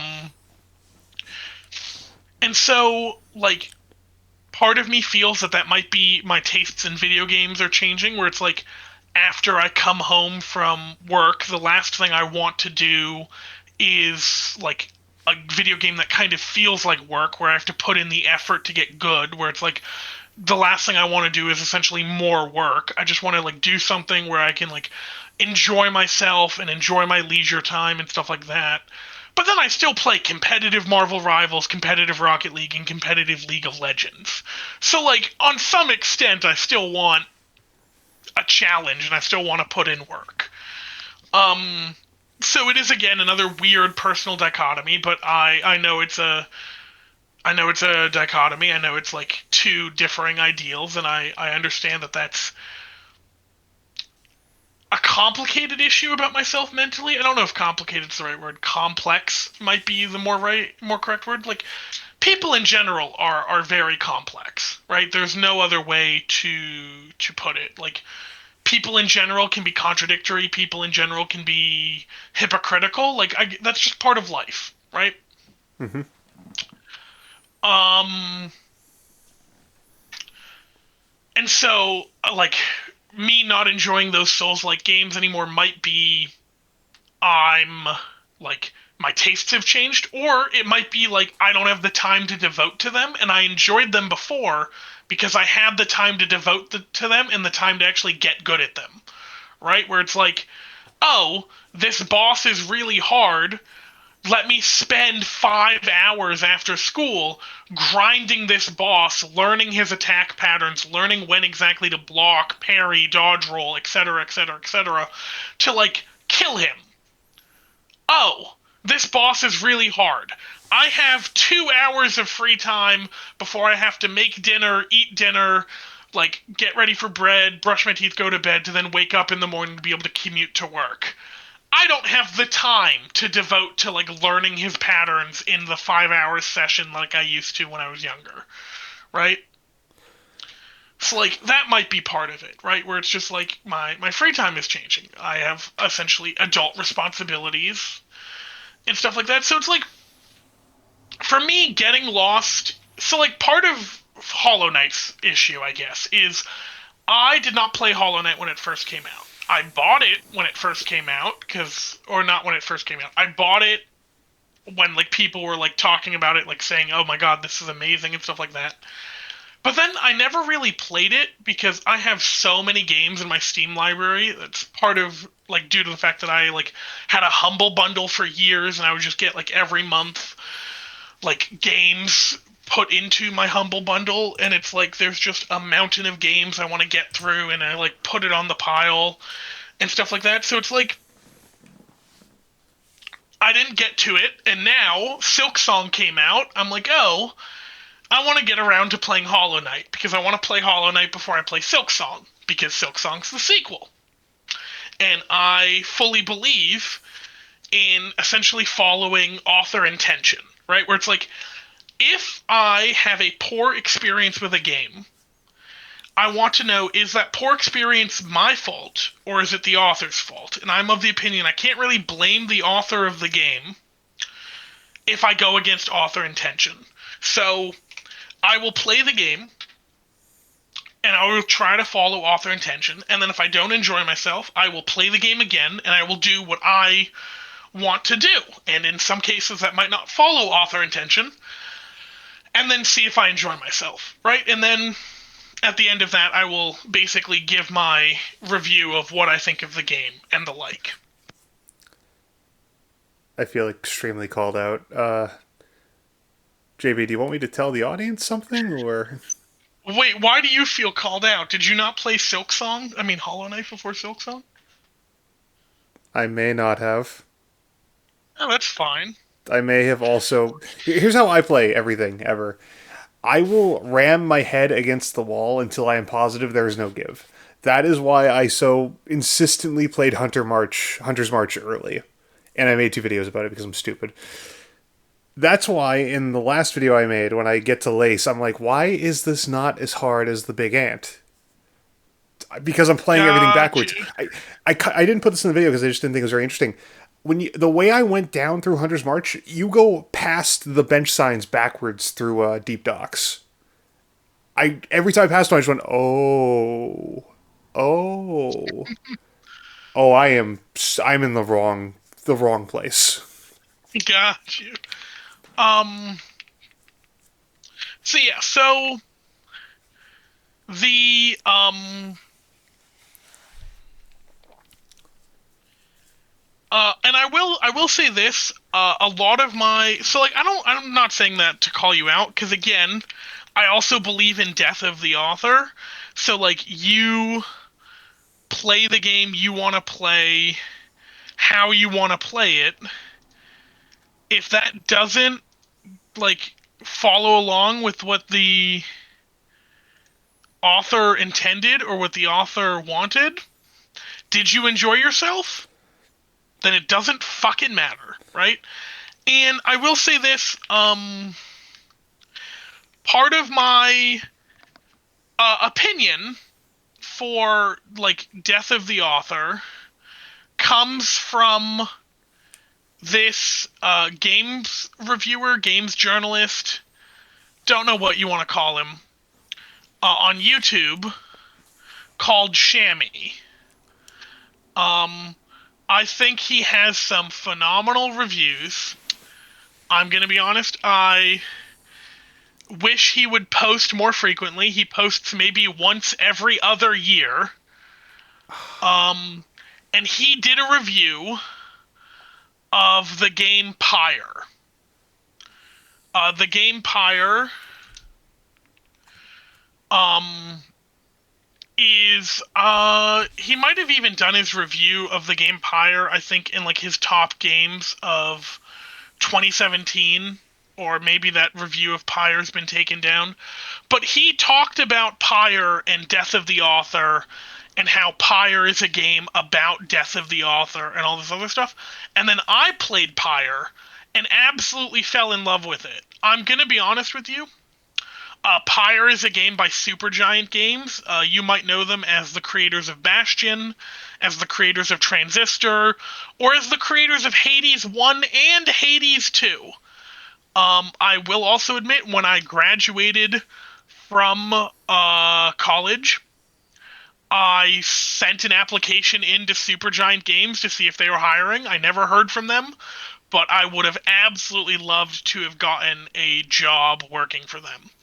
I like adore their games to like pieces. Like the story of their games I love. The like actual gameplay of their games I love. Like Hades 1 and Hades 2 are just wonderful. Magnifique. Bastion's wonderful, and I love the story of Bastion. Transistor, I absolutely adored the story of. I wasn't the biggest fan of Transistor's gameplay, but the story of Transistor kept me like hooked. Pyre, for me, Pyre was, I loved the gameplay. Absolutely adored the gameplay. I cannot like I don't want to like spoil too much, but it's basically like it's like you're playing this special fantasy sports ball game. And you have like characters of like different fantasy races with different abilities to help them in sports ball. And I absolutely loved Pyre's gameplay and story. I've beaten Pyre twice, making different decisions each time to like get different story elements and the like, because at least according to Shammy, I haven't done any research into what Supergiant has said about the game themselves, but according to Shammy, the authors had no intended way for you to play Pyre. According to like Shammy's review of it, from what I can remember, the whole point of Pyre was to just play it and like make your choices for you, right? And that the point of the game was essentially death of the author personified as a video game, right? Right. I absolutely loved Pyre. Absolutely adored Pyre. Pyre would be a video game I would like totally, if I had the like free time to like edit a video and the like a capability like to edit to like record stuff and like all like Pyre I contemplated making a let's play about, like, to be perfectly honest. But then also at the same time I felt like making a let's play of Pyre kind of defeats the purpose of Death of the Author, because I am now telling my story, becoming my own author, and then if other people watch my video, I then die, essentially. So maybe it doesn't defeat the purpose, maybe it expands upon the purpose, because I've now become a new author using Pyre to tell my own story and the like, but I don't know.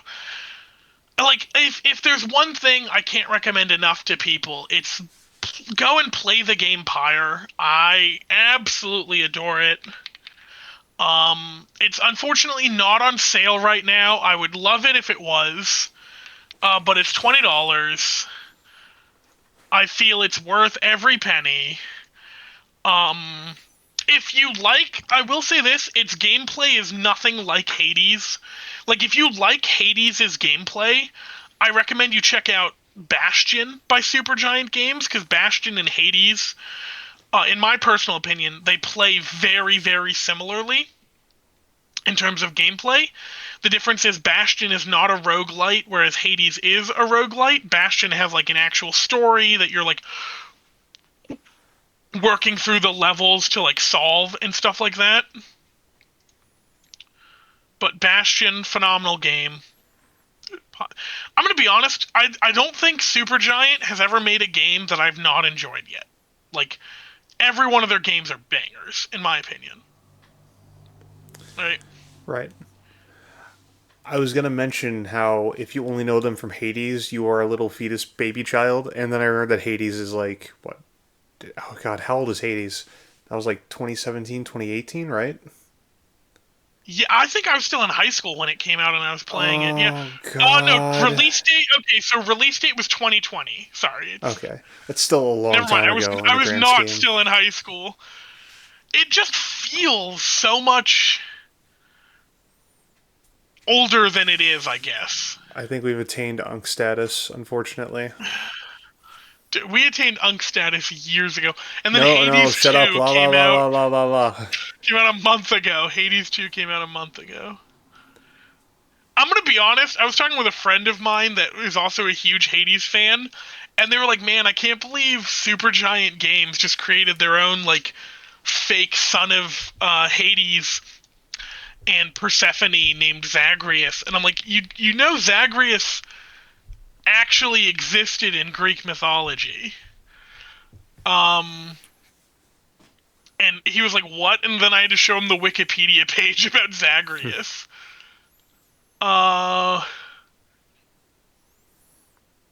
So he's like, wow. On on. Um, Sorry. yeah, so that's just it's. And then he also thought that Melano, who's the main character of Hades 2, was a made-up character. I'm like, no, Melano's like even more known than Zagreus. Like, Melano was in a short story for Percy Jackson. Do not let this man know about the Binding of Isaac. His mind will be blown. What about The Binding of Isaac? I mean, that's also a phenomenal game. I think, okay, this is where I'm going to make a fool out of myself. I think all of the secret characters, at least, are references to the Bible in some form or another. I'm pretty sure Isaac is too, but I'm dumb. I have not read the good Well, book. I'm Isaac, sorry. I'm going to hell. no. Sorry, JB? Well, there's literally the son of Abraham and Sarah. Um, so you remember when Abraham was told by God he had to sacrifice his son, How, and then an angel came at the last second, told him no, sacrifice a goat instead? I do remember that, and I feel really dumb that I forgot it.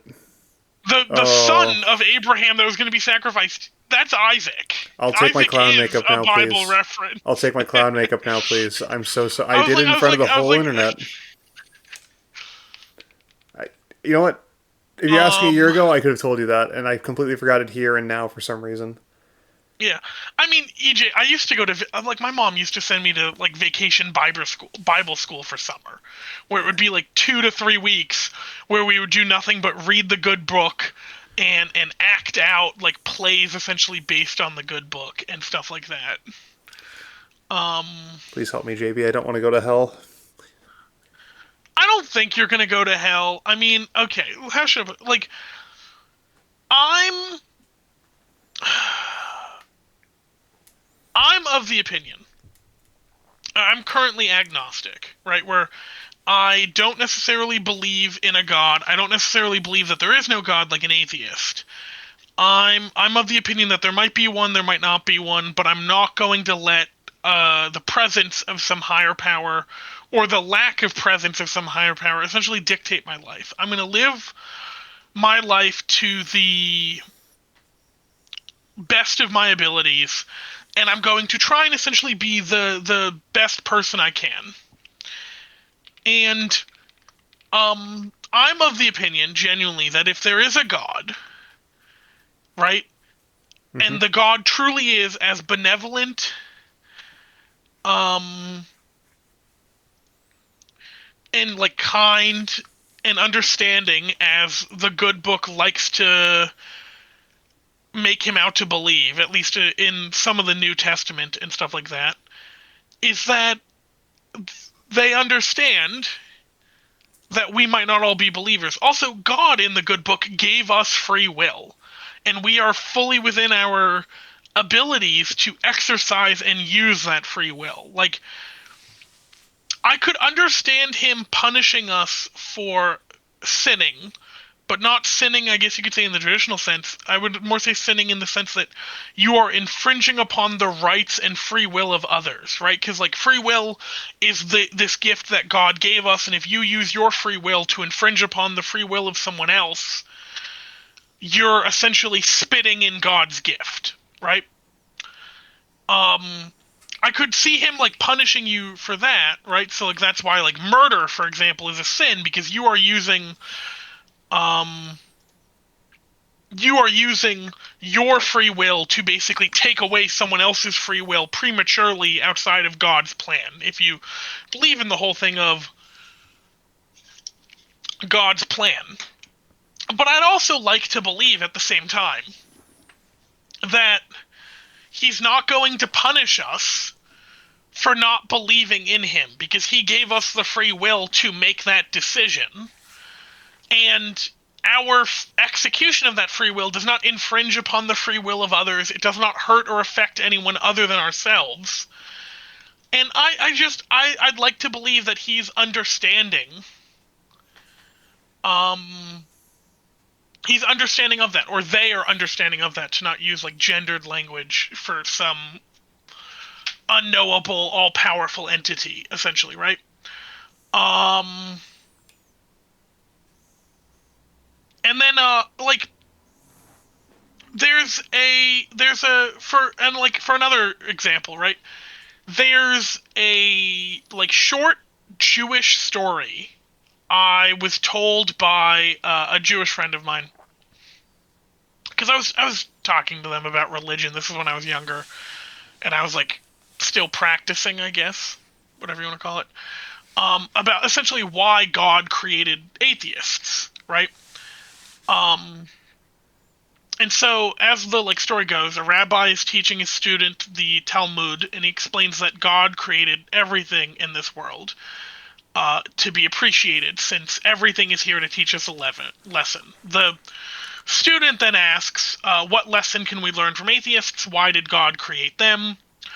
The rabbi responded, God created atheists to teach us the most important lesson of them all, the lesson of true compassion. You see, when an atheist performs an act of charity, or visits someone who is sick, or helps someone who's in need, or cares for the world in general, they are not doing so because of some religious teaching or some fear of a higher power.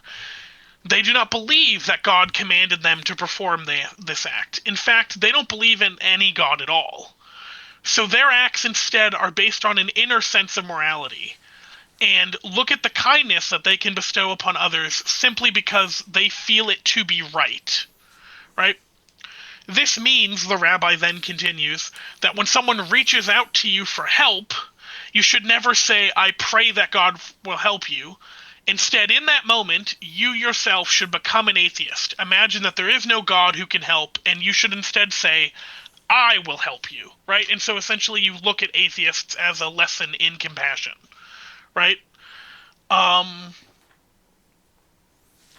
So like that, I guess that's like a story that kind of stuck with me over the years.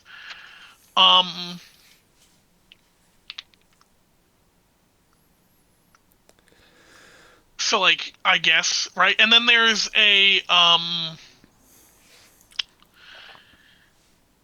oh my god, so I'm going to be severely outing myself as like a major nerd. JB, you're on a Magic the Gathering podcast. No, this is worse than that. So there's this Avatar: The Last Airbender fan fiction Going in an interesting direction here. called Embers by Vathara, or Vothara. I don't know how to pronounce it. It's phenomenally well written. Like, absolutely phenomenally well written. Like, I'm gonna be honest with you, I read Embers, and it actually made me stop reading fan fiction for like a year. And like 8 months, I'll actually say. Because I was so disappointed other fan fiction didn't live up to this level of quality. Okay? And Vathara puts in their like author's notes and stuff like that, some of their like bibliography, some of their research and stuff like that behind certain decisions and stuff like that. And they were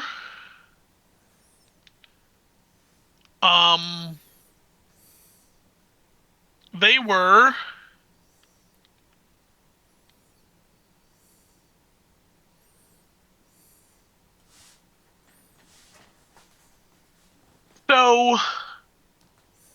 so they like made, because basically in Avatar: The Last Airbender is the Fire Nation uses Sozin's comment to genocide the air nomads. Like, that is not for debate. That happens in a children's TV show, which will soon be coming to Magic the Gathering. Okay? I mean, because we're having an Avatar: The Last Airbender crossover. See, I made it relevant. Hey, look. It's no shame. It's just how the show goes. Right? It's so true. But they were talking about the phenomenon in genocides known as rescue, right?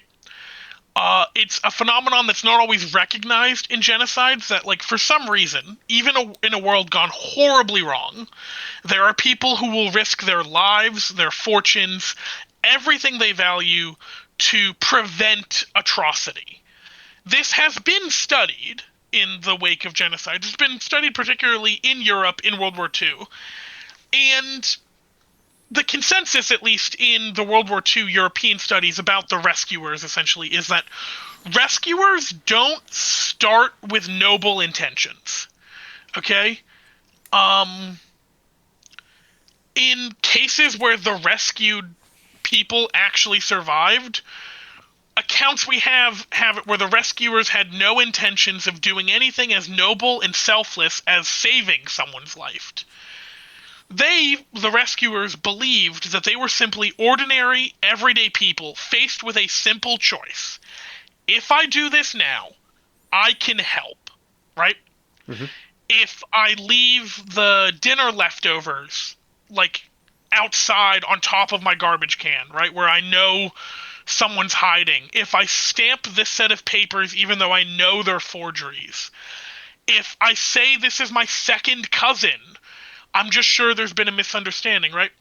None of those people deliberately set out to defy the law or their own society or their own beliefs, yet they all ended up doing just that because one key event, one triggering incident, that triggering incident being, this is another human being in trouble and I can help, right? And they have a character in their story named Temul, Temul. I'm probably butchering the pronunciation of it. I have no idea how to pronounce it. I've only ever read it, and before I watched the Harry Potter movies, I thought it was Hermione instead of Hermione. Actually, I think it was Hermione for the longest time. And then I heard someone say Hermione, and I went, oh, that sounds more right than Hermione. And then the movie came out and it was Hermione. I'm like, oh shit, I'm really wrong. For even more context, when I was in middle school and I was reading Antigone, because as a middle schooler I fell in love with Percy Jackson, and I decided to read Greek tragedies and Greek epics and stuff like that. I thought Antigone was pronounced Antigone. I thought epitome was pronounced epitome. Ooh, that's rough. I literally, that one didn't get corrected until high school, and I was giving a presentation, and I said epitome in the presentation. My English teacher went, "What did you say?" I felt like such an idiot. I'm so sorry. I went the longest time not having that corrected. Well, because like when you read the word, you just see epitome. You don't know it's epitome. You're like epitome. At the very least, you did that with Greek epics. I've done that with basic English. I would say epitome is basic English. The context, I'd argue context there. Like, you can make the argument. I mean, I did Antigone instead of Antigone. Oh, God. But, sorry, so Temul of Shujing, that's the, like, land she's from in this story, she's modeled after a French countess during World War II who was, like, by all accounts, arrogant, bigoted against the, like, Jewish people and other such stuff, but regardless of the fact that she didn't like the Jewish people, she was responsible for saving dozens of people's lives, right? She didn't like the Jewish people, but it didn't mean she wanted them dead, right? Like, so, like, there's, I'm going to quote Vathara, because I've pulled up now on my second monitor, some of their bibliography where they were talking about, like, their thoughts as they were writing, and I'm using they, them pronouns because I don't know Vathara's pronouns, where it's like, you don't have to be a saint to save the world, you don't even have to be nice. Accounts of organized crime in World War II are fascinating reading, and Han Solo has many historical counterparts. Sometimes, all you have to be is the right person in the right place with your eyes open. I'll take that over a saint any day, right? Like, I don't even remember what we were fucking talking about. Now we've gone on such a large tangent, but, like, to me at least, for my opinion about, like, God and the larger world and stuff like that, I don't know if there is a higher power out there that's going to reward me for any and all good I do and punish me for any and all bad, right? I'd like to imagine that if there is a higher power out there, to, like, quote Ted Lasso, we're judged not on our lowest lows, but our highest highs and what we do to overcome our lowest lows, essentially. I'm, like, butchering the Ted Lasso quote, but Ted Lasso is a phenomenal show that I have rewatched, oh god, I think 4 times at this point. It's so good, though. If any of our listeners have not seen Ted Lasso, I highly recommend they check it out.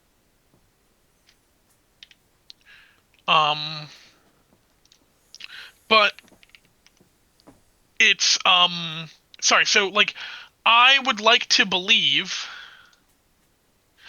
that the um I would like to believe that the um like sorry. I'd like to believe again that we're judged on our highest highs, not our lowest lows. But even if there isn't any higher power out there, I would like to believe, or I'd like to be, right, and this is, I guess, part of my philosophy and how I go through life, that I would be the right person in the right place with my eyes open, right? Mm-hmm. And I also believe at the end of the day that everybody is human, right? Mm-hmm. Humans largely stay the same, right? We humans, I would argue, largely don't change. Our environment around us changes. Fuck. Oh my god, my tongue. Our environment around us changes, right? And the decisions we have to make change. And sometimes we won't make the hard decisions. Sometimes we'll make the easy decisions because making the easy decisions is easy, right? Like, let's say, for example, someone's a vegetarian because they believe meat is murder and they don't want to like kill an animal and stuff like that, right? Mm-hmm. It's easy to make that decision when you're living in a society where food is a surplus and you have like a wealth of options and you actually have the freedom of choice, essentially, right? It is much more different. It's much harder to make that decision of I will not eat meat, meat is murder, when you're like in a place where there's not a surplus of food, or you don't know what's safe to eat around you other than an animal that you have to like physically kill yourself, right? Like,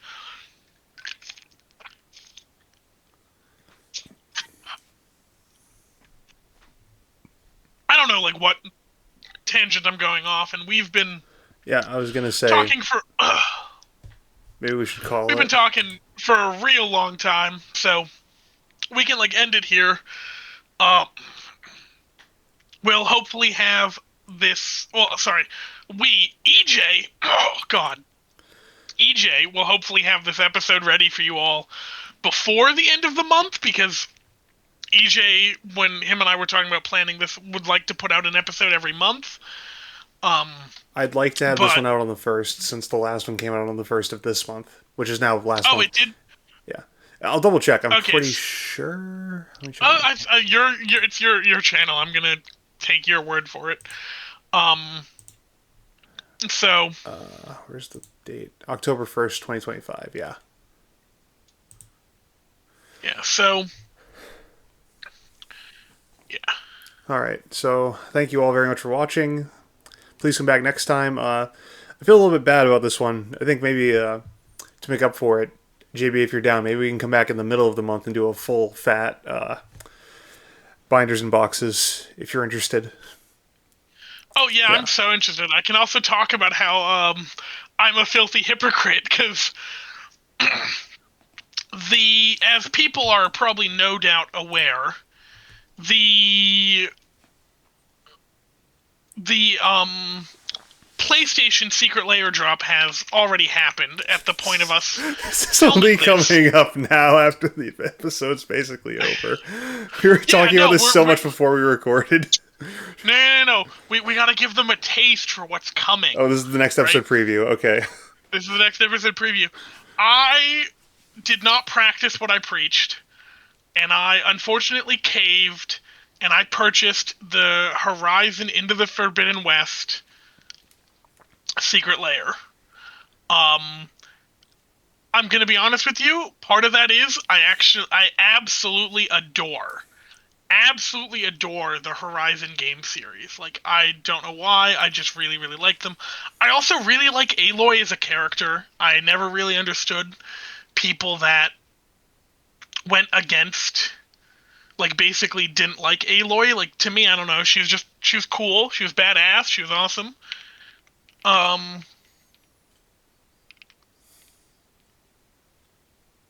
And I think the art on her cards are phenomenal, and I also loved the aesthetic of the world Um, like I built for the Horizon Lego crossover. I built